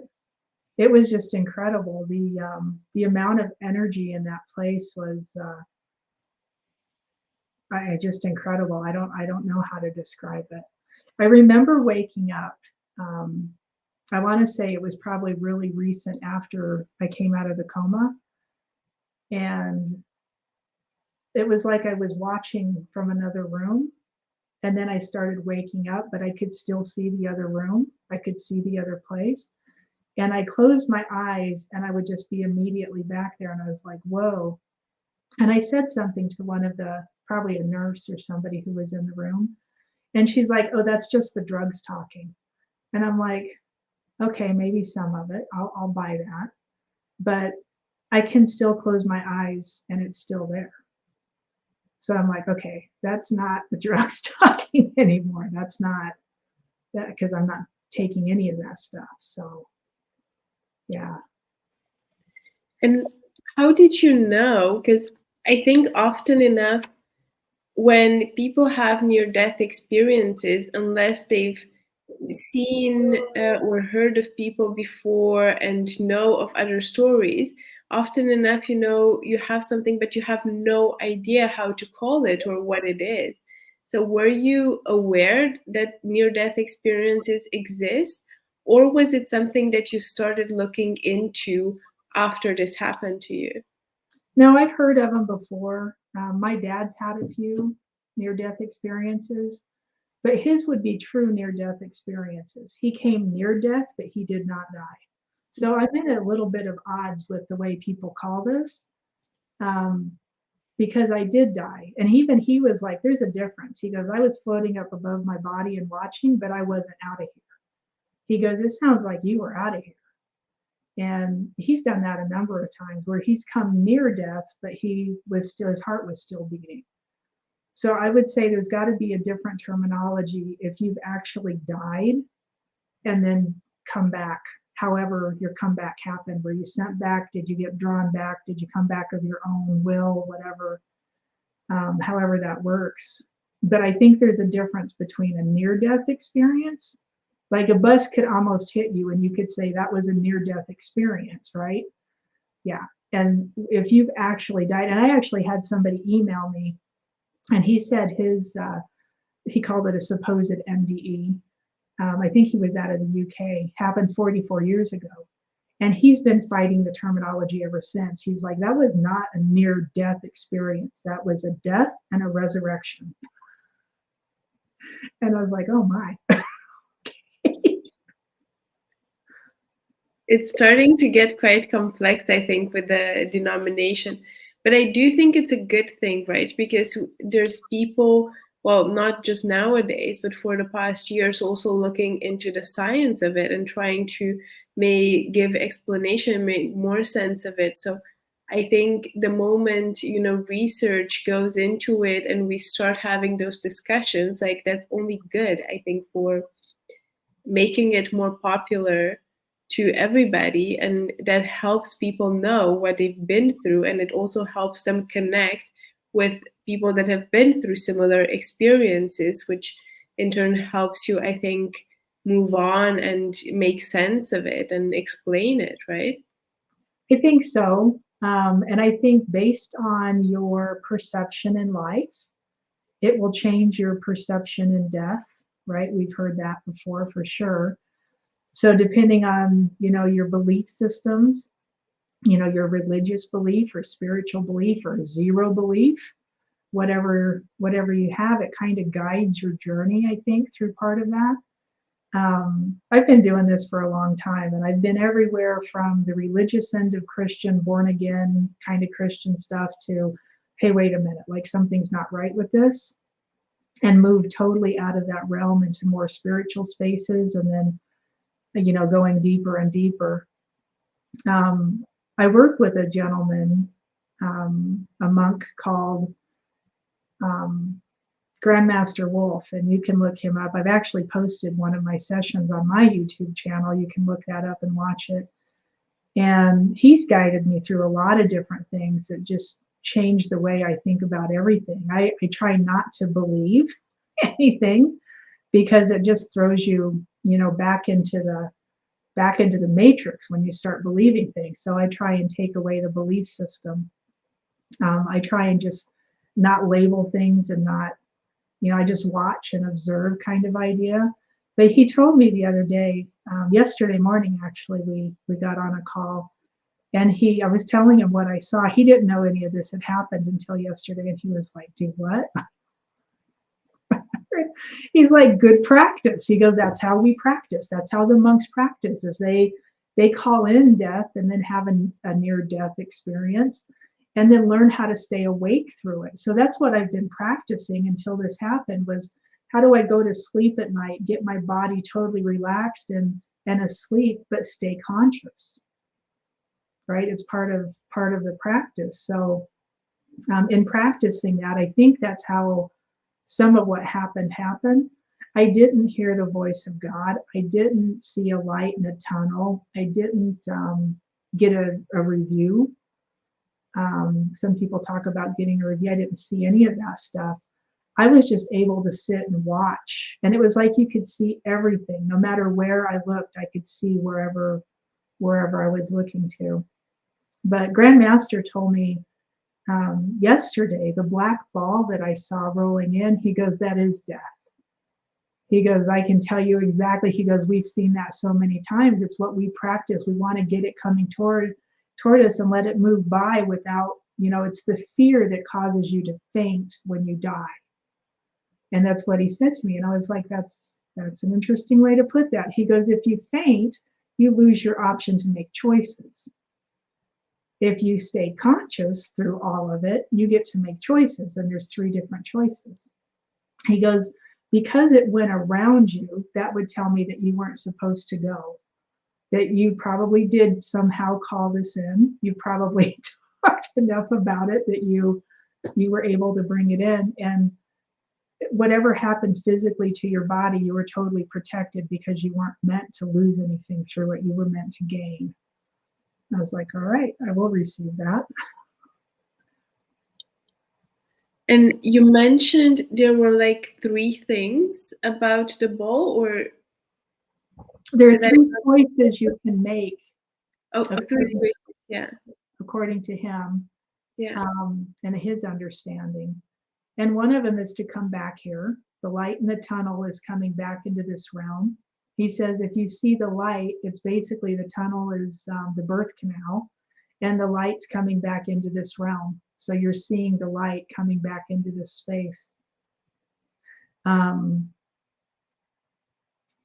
of the choices is to just stay and observe, which means you would stay in this realm, but not in your physical body. So it would be what some might consider ghosts. When you have something in your house or in your space that it's not totally tangible, like you could grab it and hold on to it, but you can feel it and you know something's there.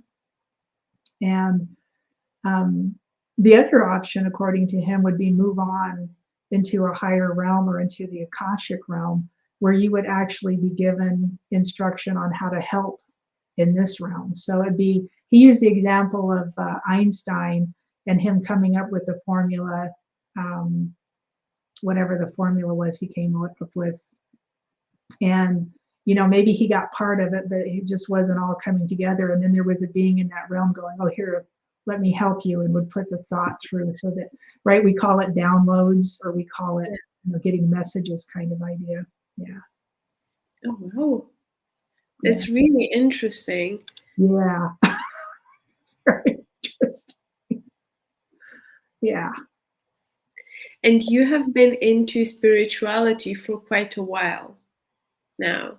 I have been, you know, my whole life, I guess, in this lifetime, in some degree or another, because you know, spiritual ideas or whatever that you get from the Christian idea, from the Christian walk, some of those don't leave you.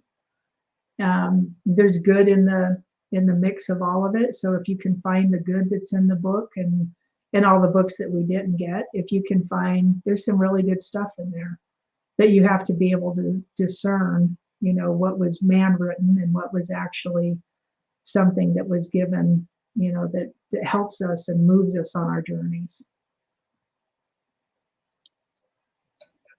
And I was going to ask you if why you think this happened, but I think that's exactly what we were talking about earlier, right? That you somehow called it in and you weren't meant to go, but because you were asking the right questions, you were diving deep within yourself, that you actually got to have this experience. Now, looking back, and I will say this again, it hasn't been a long time that this happened to you, but looking back, do you think anything has changed in your life outside of, you know, recovering and getting your health back on track? Has that brought any new insights for you? Oh my gosh, yes. so many new insights. I have done this quite a while, and I teach heart coherence, and I've taught for a long time. I'm a teacher of spiritual things. I stepped away from it for a while because COVID got weird and I had to take care of my dad, and all kinds of stuff happened. So I stepped away from it. So I think this was literally a push back into it. I was shown the rainbow, which I've seen before. And the idea, if you look at a chakra chart and you've got red, orange, yellow, right? And the start colors, it's just a dot of red, you know, the color red, orange, yellow, green, all the way up the system. What I saw, and I saw again, and it was like they were throwing it in my face, like, seriously, come on, pay attention this time. It's like, okay. It's not the color red, it's every color red. So if you look at your root chakra and you're in a nice deep meditation and you just go observe, you'll start to notice the color red is a lot of different hues. And there's hues that our physical eyes can see, which means our imaginations can imagine them. There's hues we can't see, right? We only see a very small spectrum actually of what's out there. And so there's the seen and the unseen, even in the color world. And when I saw this before, it was literally a rainbow in the sky over Park City. And I had to pull off the road because I was just like, holy cow, I thought something was like going wrong. It's like, what is happening? But I could see all these hues of red in that little band of red that was in that rainbow. And they were so bright. Some of them were alive, like they were moving. It wasn't a stagnant. I mean, I can't really fully explain it. But what I understood was that idea of the spectrums of color are what make up the system. It's not just red, orange, yellow, it's every hue of every color. And then you have to understand, and I started to hear it because I was sitting there paying so much attention to it, that every color has a tone, has a tonal quality in the, right, the frequency makeup of all of these colors. There's tones. Then you start stacking the colors and the quality of the colors, the energy of the colors, and then you start hearing the tones and stacking all of those tones.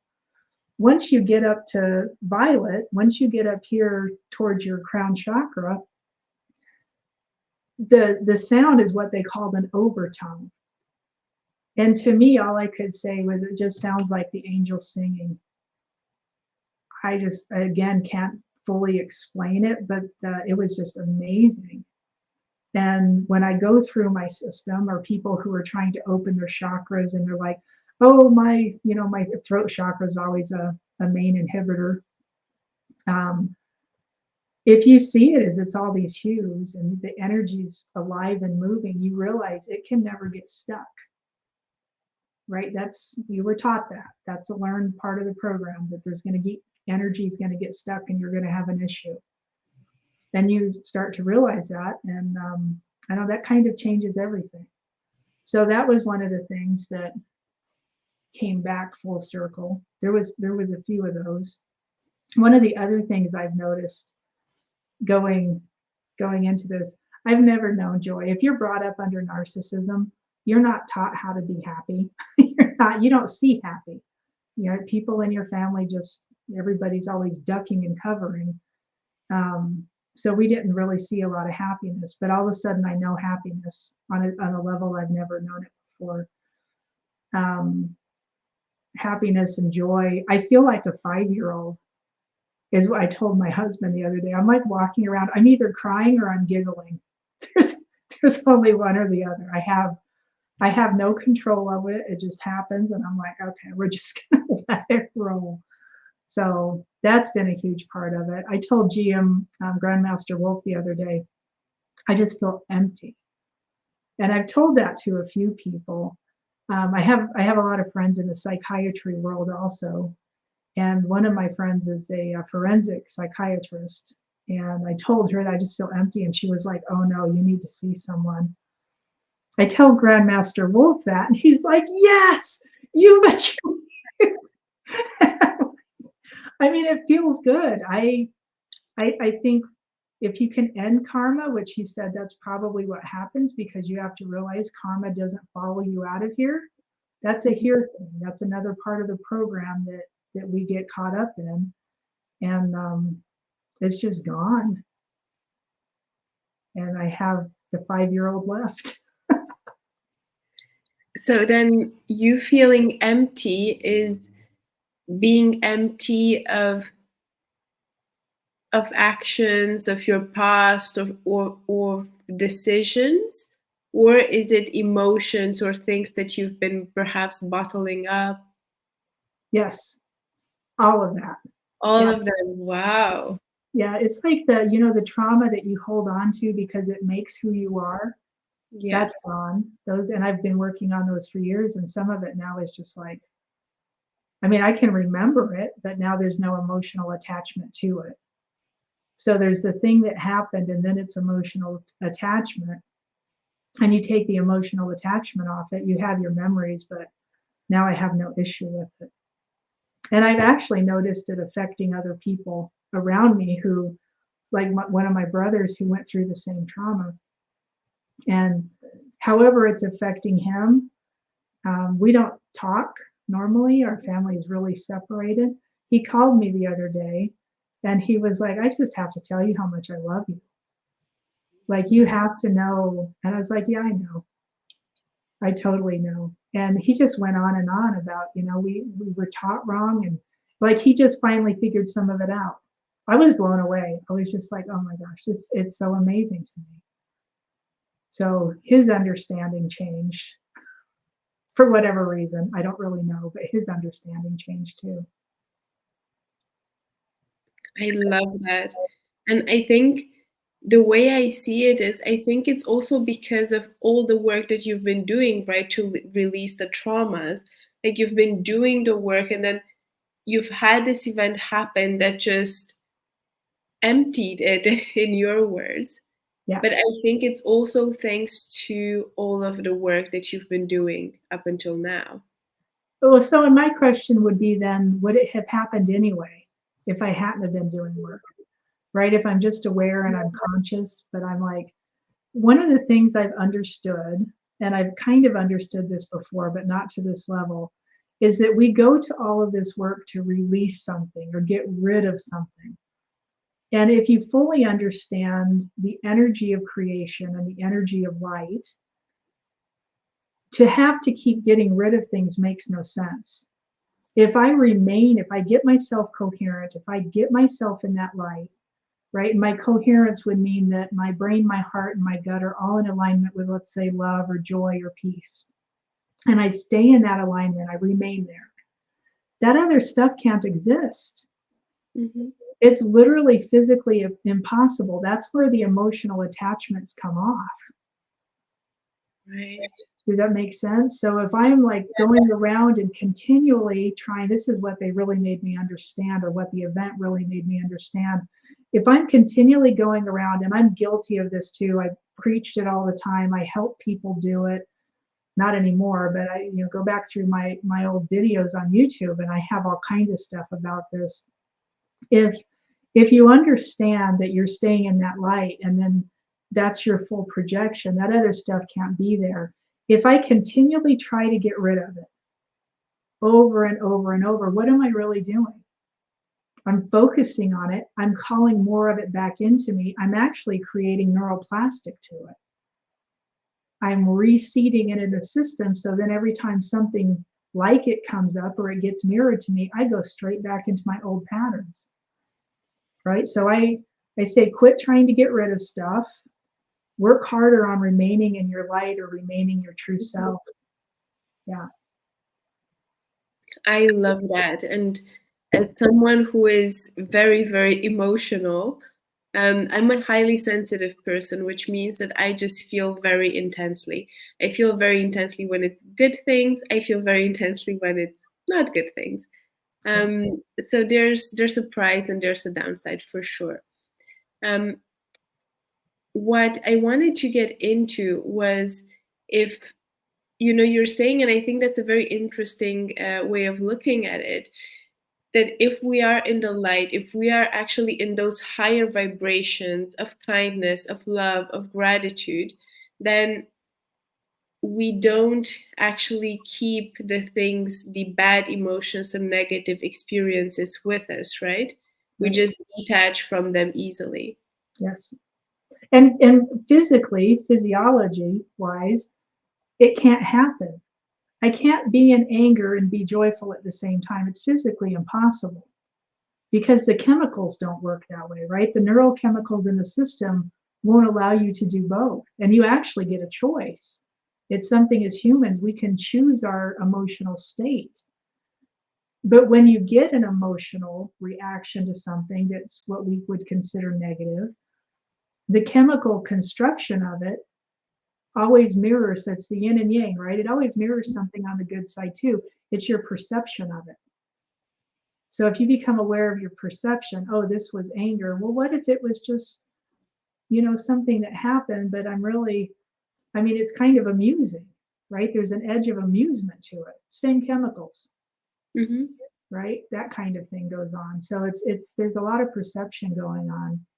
One of the bigger things that I keep coming back to, because it got blown up, a lot of stuff that I've seen before, I've been told before through my guides and my higher self, I've understood before, but again, this just got blown up really huge, is that when you understand your true self, when you are in your inner self, your inner nature, your higher self, whatever, your God self, whatever you call it, I call it spirit, it's my spirit.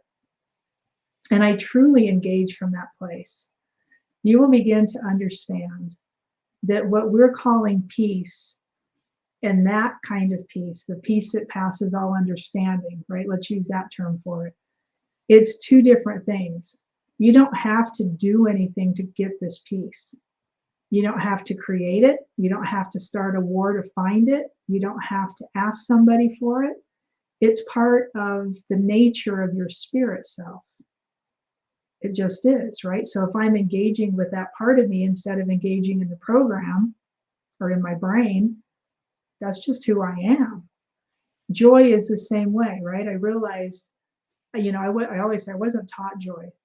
I am joy. Took a long time to figure that one out. I am joy because my spirit, that's one of its innate parts of its being, is joy, right? Love is the same thing. The love, the way we're taught it and what we think love is not the nature of love from the spirit. There's so much more to it.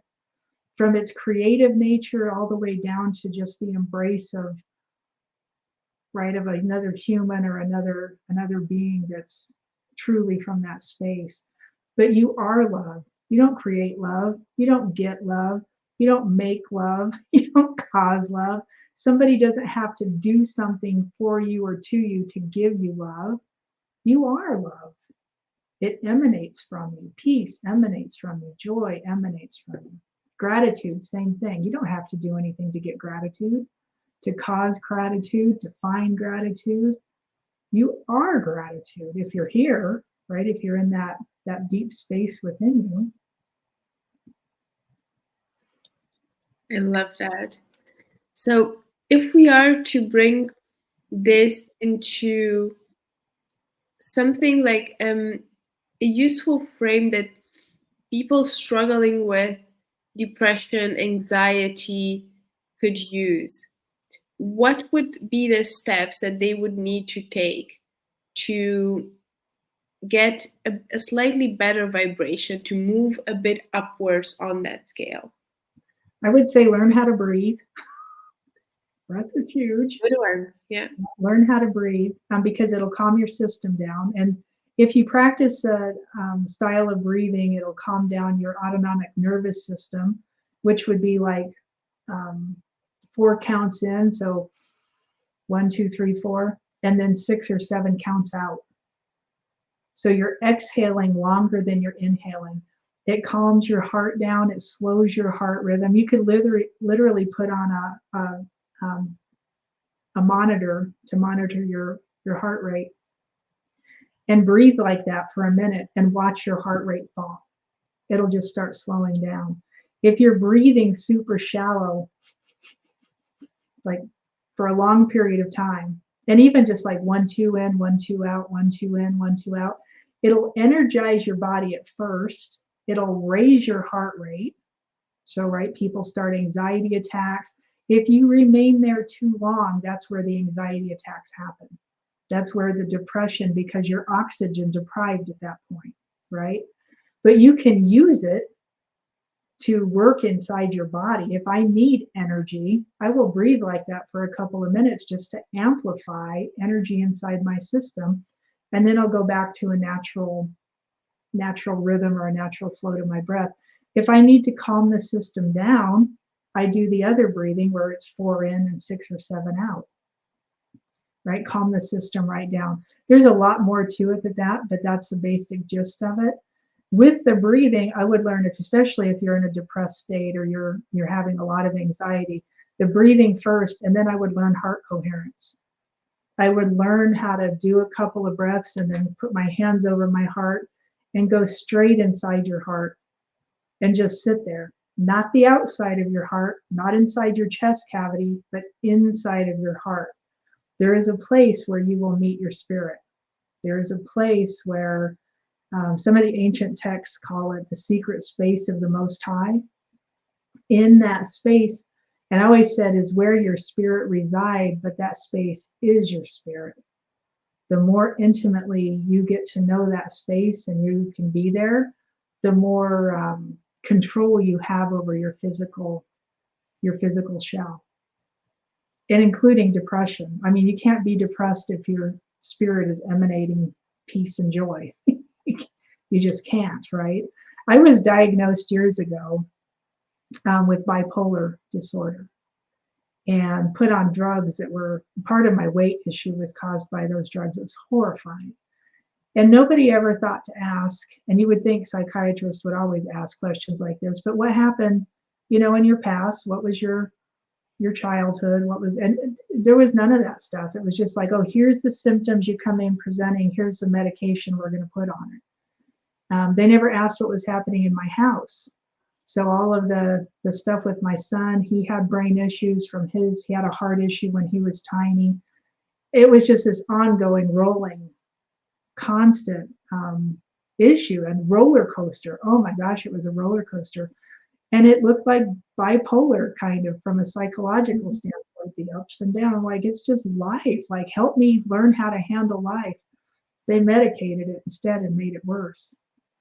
And then I got really mad one day, my religious background, screaming at Jesus, like, what the heck? Like, if you can heal this crap, why am I still fighting with all of this?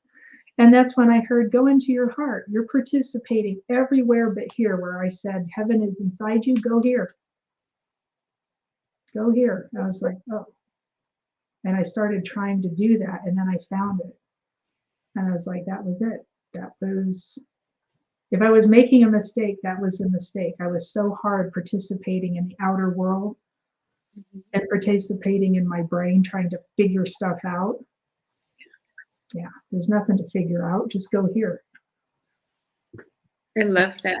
And I think especially with a lot of mental disorders, I think nowadays we're so quick to just throw pills and meds at it. And I know from a few people with depression as well,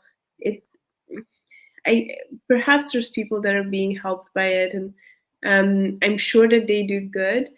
But in the cases that I've seen, it's actually not very helpful. So you do have to ultimately, as you did, find other tools that are able to help you. And that's where I wanted to get a bit more into, because you've mentioned heart coherence, which I didn't know of before. And also you've mentioned brain integration. So I wanted to know a bit more about these therapies, what they are, how do we do them, and what's the best way for somebody that has no prior knowledge of how can they find out more?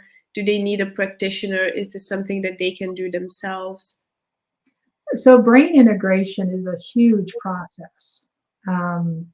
I have a friend that I've known for years, and the reason she learned brain integration was because of my son, who was having so many problems. We have kids that were all the same age, and she started learning brain integration because of my family. Bless her heart. And she's the one that did brain integration on me when my son called her and was like, okay, mom's down, she's probably not going to live through this. And she immediately started doing her work. You could probably learn some of how to do that, but I can give you her website and you can post it wherever, so people can go look at it. You would probably have to have a practitioner for that one.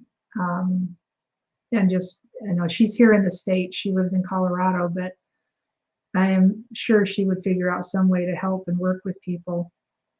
On the heart coherence end of it, super easy. If you want me to walk you through it, I can walk you through it real quick. Yeah, are we doing it now? Yeah, we can do it now. I do teach heart coherence, and then I help people. So if they're having a super huge issue, sometimes it's good to have somebody standing there pointing things out to you, because you might not see it. Otherwise, the practice is literally do what we're about to do. And people will say, just do it daily. I took it a little bit further than that. And I said, because it's a 3-minute practice that we're going to do. If you did this 3-minute practice every hour for however long you're awake during the day, right? It might total 30 minutes at the end of the day. But because you've done it every hour, you keep bringing your system back to it. You're paying more attention to it throughout the day than if you only did it one time during the day. Right, so it has a little bit different of effect doing it that way. It is a little bit of a meditative process, and people get all squirrely. I can't meditate, I can't do that. Quit telling yourself that, first of all, because that's part of the program. And every time you say it, you're creating more neural links to that. So just quit saying that. Don't say anything if you have to say that. If you can say, no, I can do this. you're going to be great. It's going to be totally easy for you. And just continue to do it. Find the feeling. We're going to get you there. Find the feeling and then just remain in it. That's the key to it. It will start to take stuff apart by itself. But if you need help, I'll give you my links and they can contact me.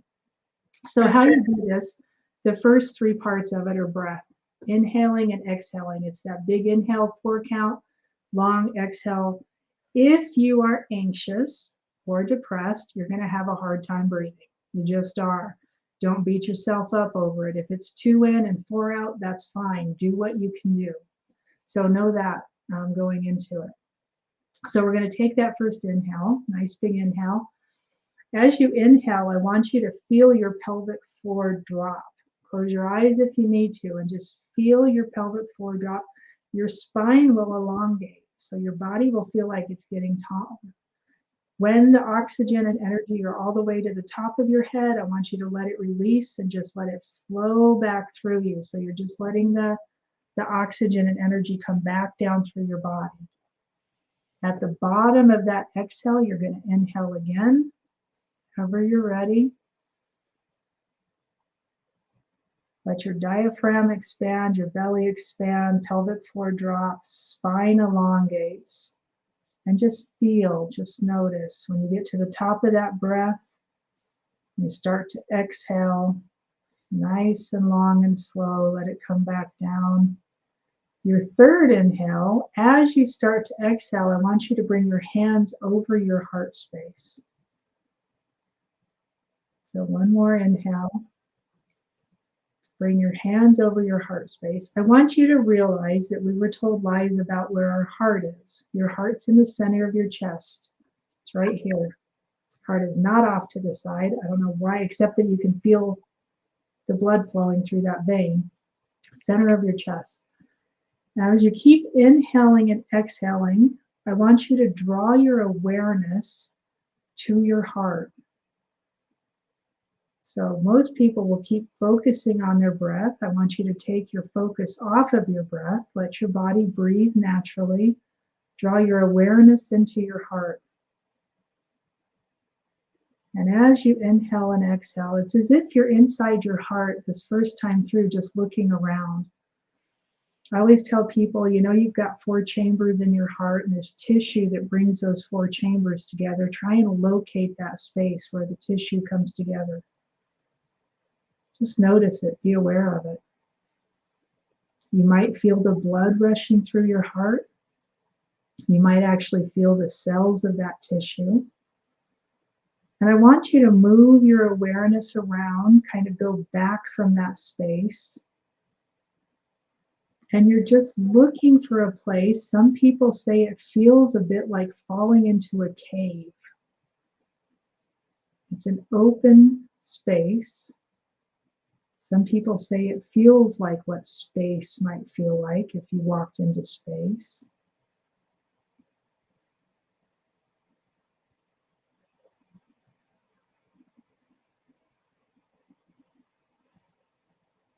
And when you find it, just keep noticing.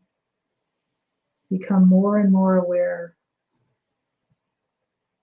Keep all of your focus in that space. I think I'm there. Yeah. Just stay there. Just keep feeling it. This is where I would tell you to do 3 minutes. And we're just going to sit here for a minute. And allow you to keep feeling it. And no matter what you hear around you, just keep your focus in that space. Keep your awareness there. Inhaling and exhaling. I want you to try to label what you think it is you're feeling. What would you call this feeling?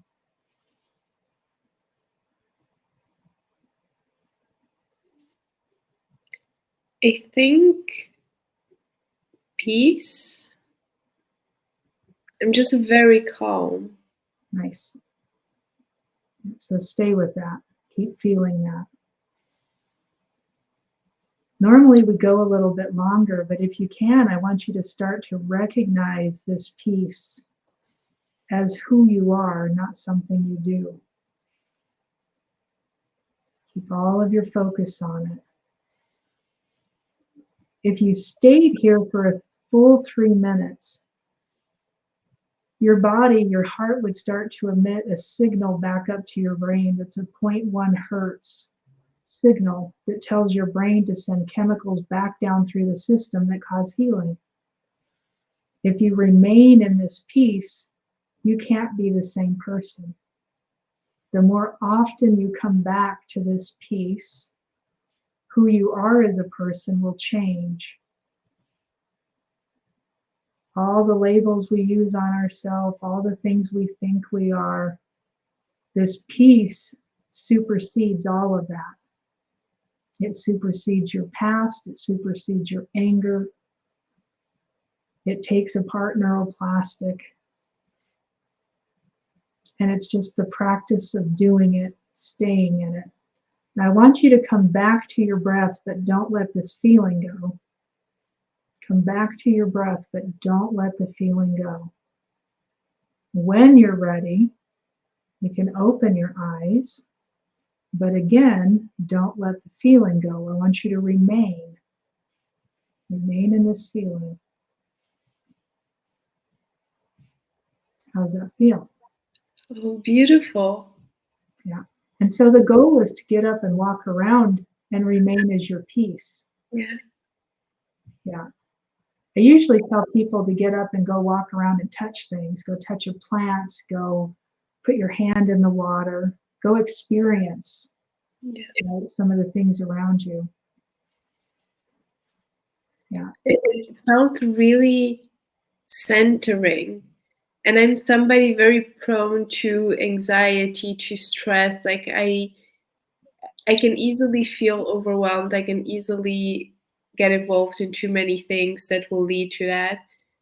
And ironically, I never knew of this before, but I've always tended, like when I had a need to calm myself or when I would be stressed, like I would always just put my hand like in this area. It was a bit higher, but I'd always go to my chest, and that was calming me down. I have no idea why, but now I realize it's really close. So maybe that's what I was looking for.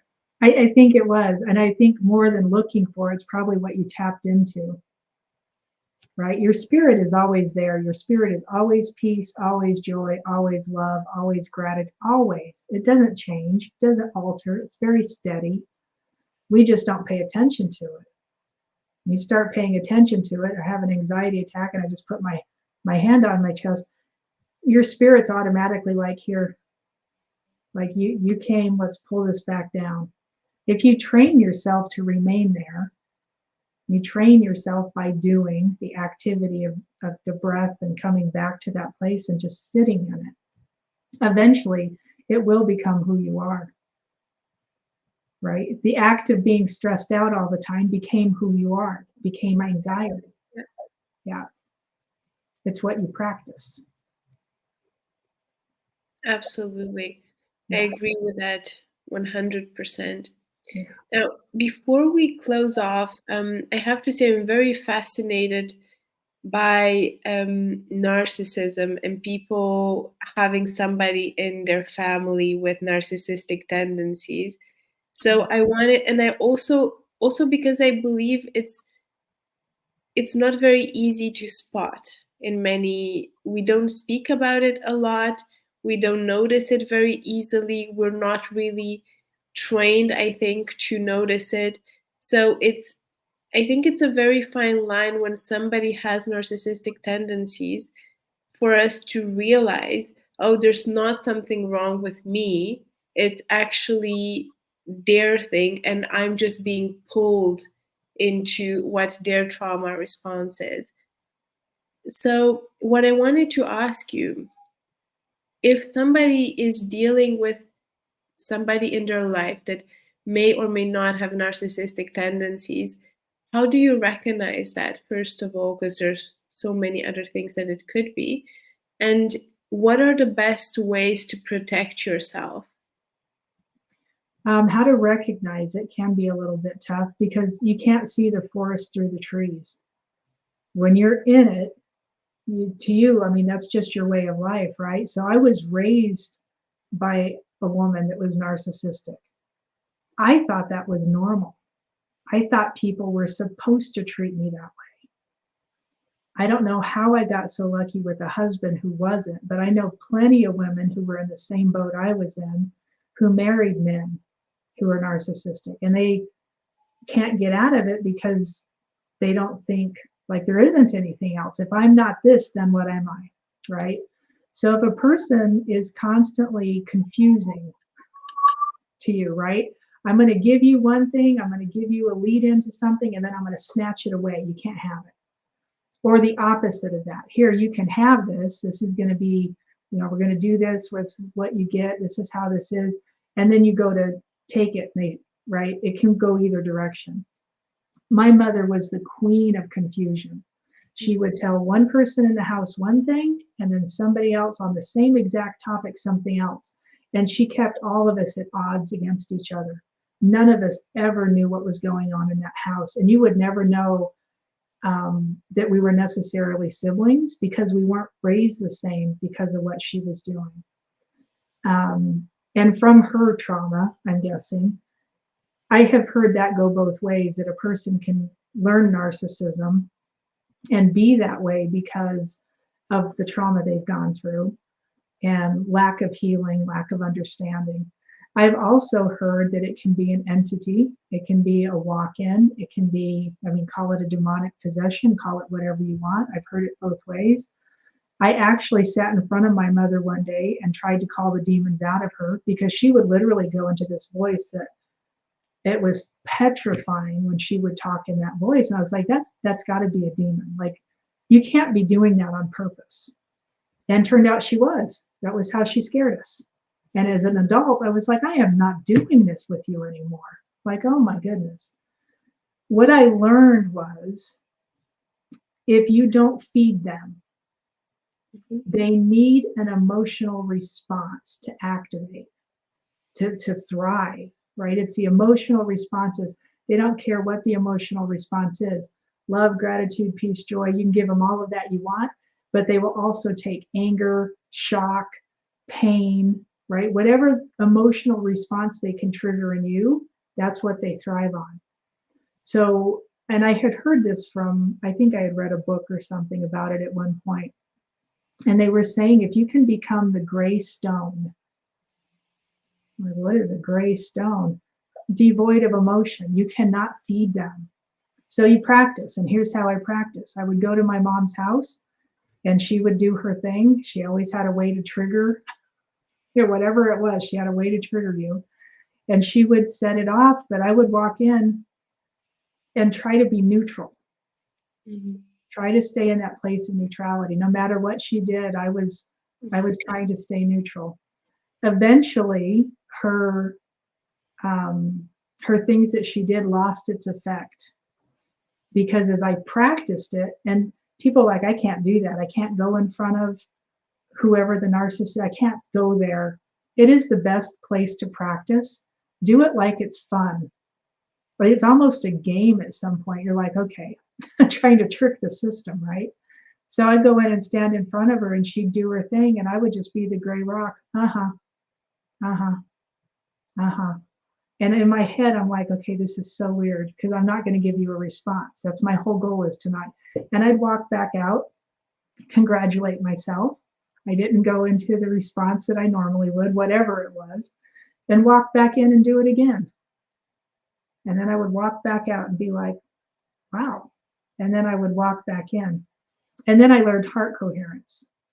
And I would get into my state of peace. And I've used this for many things, including people with eating disorders, like all kinds of stuff.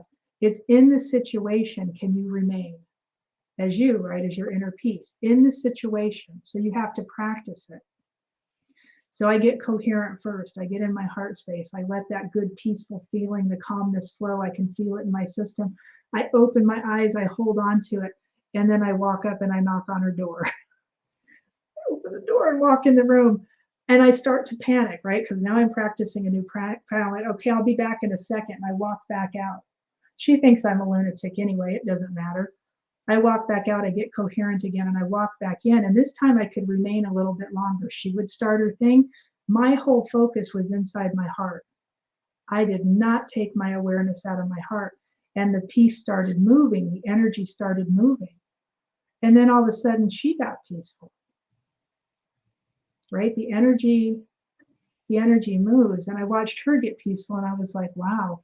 Because before, when I was just the rock, when I was the neutral rock or the gray rock, she would keep going. And I learned how to stay neutral no matter what she did. But when I got peaceful and I stayed in my peace, she would disengage. And I was like, oh. And even to the point of turning her face towards the wall, she wouldn't even talk to me. I was like, all right. And I would look at my dad and I'd be like, let's go to coffee. Go have coffee. But I think, I mean, that's the game. That's the practice. I had a lady, and I'll tell you this story real quick because I know time's ticking, but she had a huge eating disorder where if she ate, she couldn't eat in front of people, like period. Totally anorexic, losing weight like crazy. It was scary. She was and nobody could help. Nobody that she went to. All the traditional. Can I just say something really quick? Because oddly enough, you don't know that about me, but I had that. Like eating in front of people, it was always like I couldn't do it. It was years ago, but yeah, it was a very stressful thing to have to eat socially. Yeah. And I was the opposite. I could eat everything. I was bulimic. So I would eat everything and then go purge it. But this lady was, it was scary. She was knocking on death's door. But that was her thing, is I can't eat in front of anybody. Now she's going to lose her job. She can't eat in front of anybody. They called a corporate meeting. She had to go sit at a table inside of a restaurant. It was like a tapas bar with all the little small plates of food. And she had to go or she was going to lose her job. And I was like, all right, so here's what we're going to do. You're going to find the restaurant before anybody enters, so weeks before we're practicing this. Taught her how to get coherent, get into that space. She could feel it. She could feel the peace. She was like, okay, I've got my peace. Now go to the restaurant. Grab the door handle. Panic would ensue. Step back. Go walk back to the corner of the street. Get back in your heart. Go do it again. And we practiced this over and over and over. At the point that there was no panic, she opened the door, and then she panicked because she could smell the food. Come back. Come back to your heart. Stay, remain. Practice keeping your awareness here. Don't be aware of the handle. Don't be aware of the smells. Don't be aware of the noise inside the restaurant. Keep here. Eventually, she got to where she could walk inside and talk to the hostess. And then the day came when the party was going on. She had to go inside and sit at the table. And I think it was 3 or 4 times she had to go in and out. And she's like, I was like, who cares what they think at this point? If you lose your job, you're going to lose your job anyway. Like, who cares? So this is the greatest practice on earth. Go inside and sit down. Remain here. She said she got sat down. And they started bringing all this food. Her focus is just in her heart. And she's just watching, observing. But her focus is inside her heart. They put all these plates all over the table. And she was like, just watching. And then she saw her hand reach out and grab something towards her face. And she was like, and kind of in her head, she's like, no, in my heart. She gets back to her heart, and her head's wanting to panic, and her heart's like, you're fine. She put the food in her mouth, and she was like, oh my God. And I was like, what? And she goes, the flavor. She goes, you wouldn't believe what it tasted like. And I'm like, well, tell me, like, describe it. She went on and on. She goes, and the color of the food. That's why she was staring at everything while they were putting it down. She's like, I had no idea how beautiful this was. And then eating and watching everybody else eat. She was just like, oh my gosh, what was I doing? You got locked up in here in a program that told you, and wherever that came from, you get stuck. But once you get here, it is the practice of coming back here. If you fall out, come back. Come back. This will always remain the same. It will never change, and it will always be there. I love that story. Love it. And it's so reassuring to know that there's this place within you that you can always go to when you need to, Have whenever. you, I don't mean to interrupt you. Have you heard on your spiritual journey that it's all inside you? Everything you need to heal is inside you. Yeah. I've heard indeed I think a few months ago, I always feel like when I hear things that seem to trigger me, I think, oh, I need to sit with this one for a while and I need to figure out why it's triggering me. And I think the it was an interview with Marissa Peer about um, I'm good enough and saying that to yourself. And I think, especially with my background, that really resonated. Like, how could I be good enough?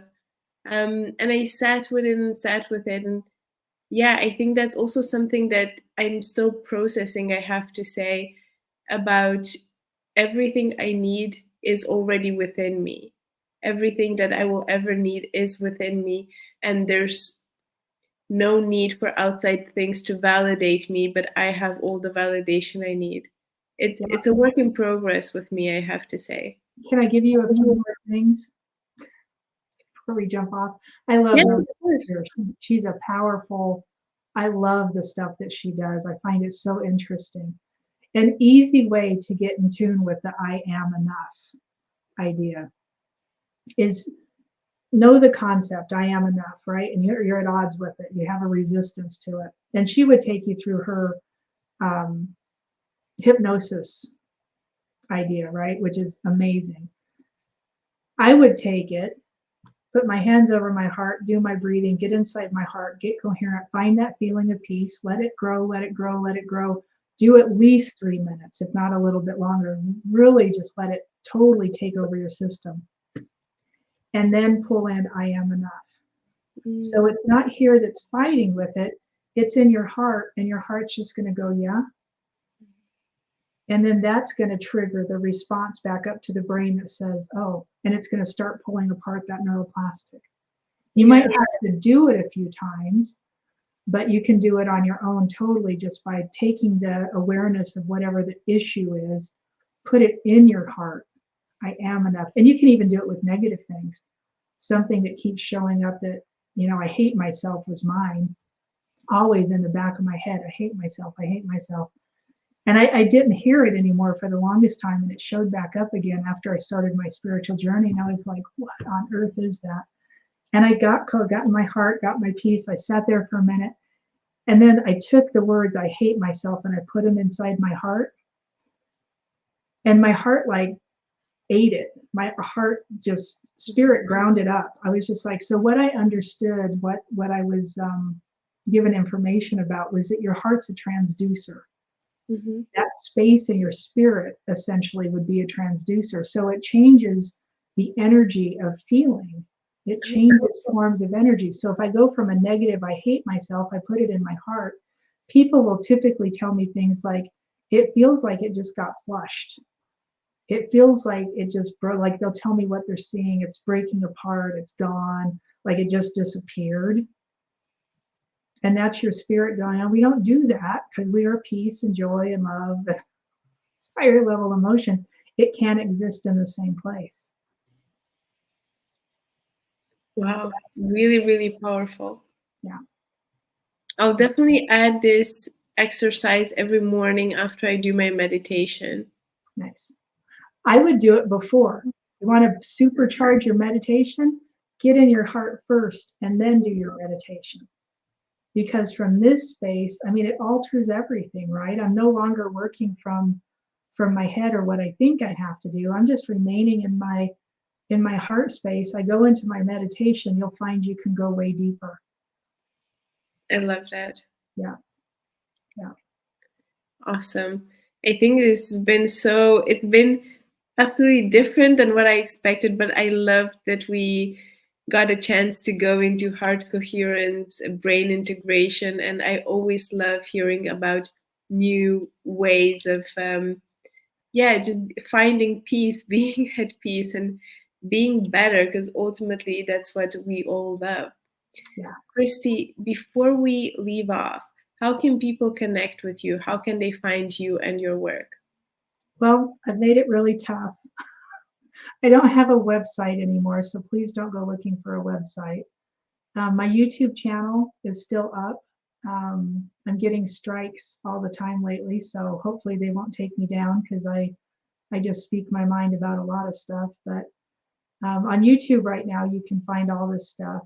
And I will leave, if you don't mind, I'll leave my Calendly link. If people want to contact me, they can either email me or they can just jump on and book a session on Calendly, and we can do some work. We can do whatever. But I'll give you both of those, and you can put them wherever you would put them for this kind of thing. Yeah. Will do. Absolutely. Christy, thank you so much for being on the show today. Oh, you're so welcome. It was my honor. I'm honored to be here with you. This was amazing. So happy to have you. Let me just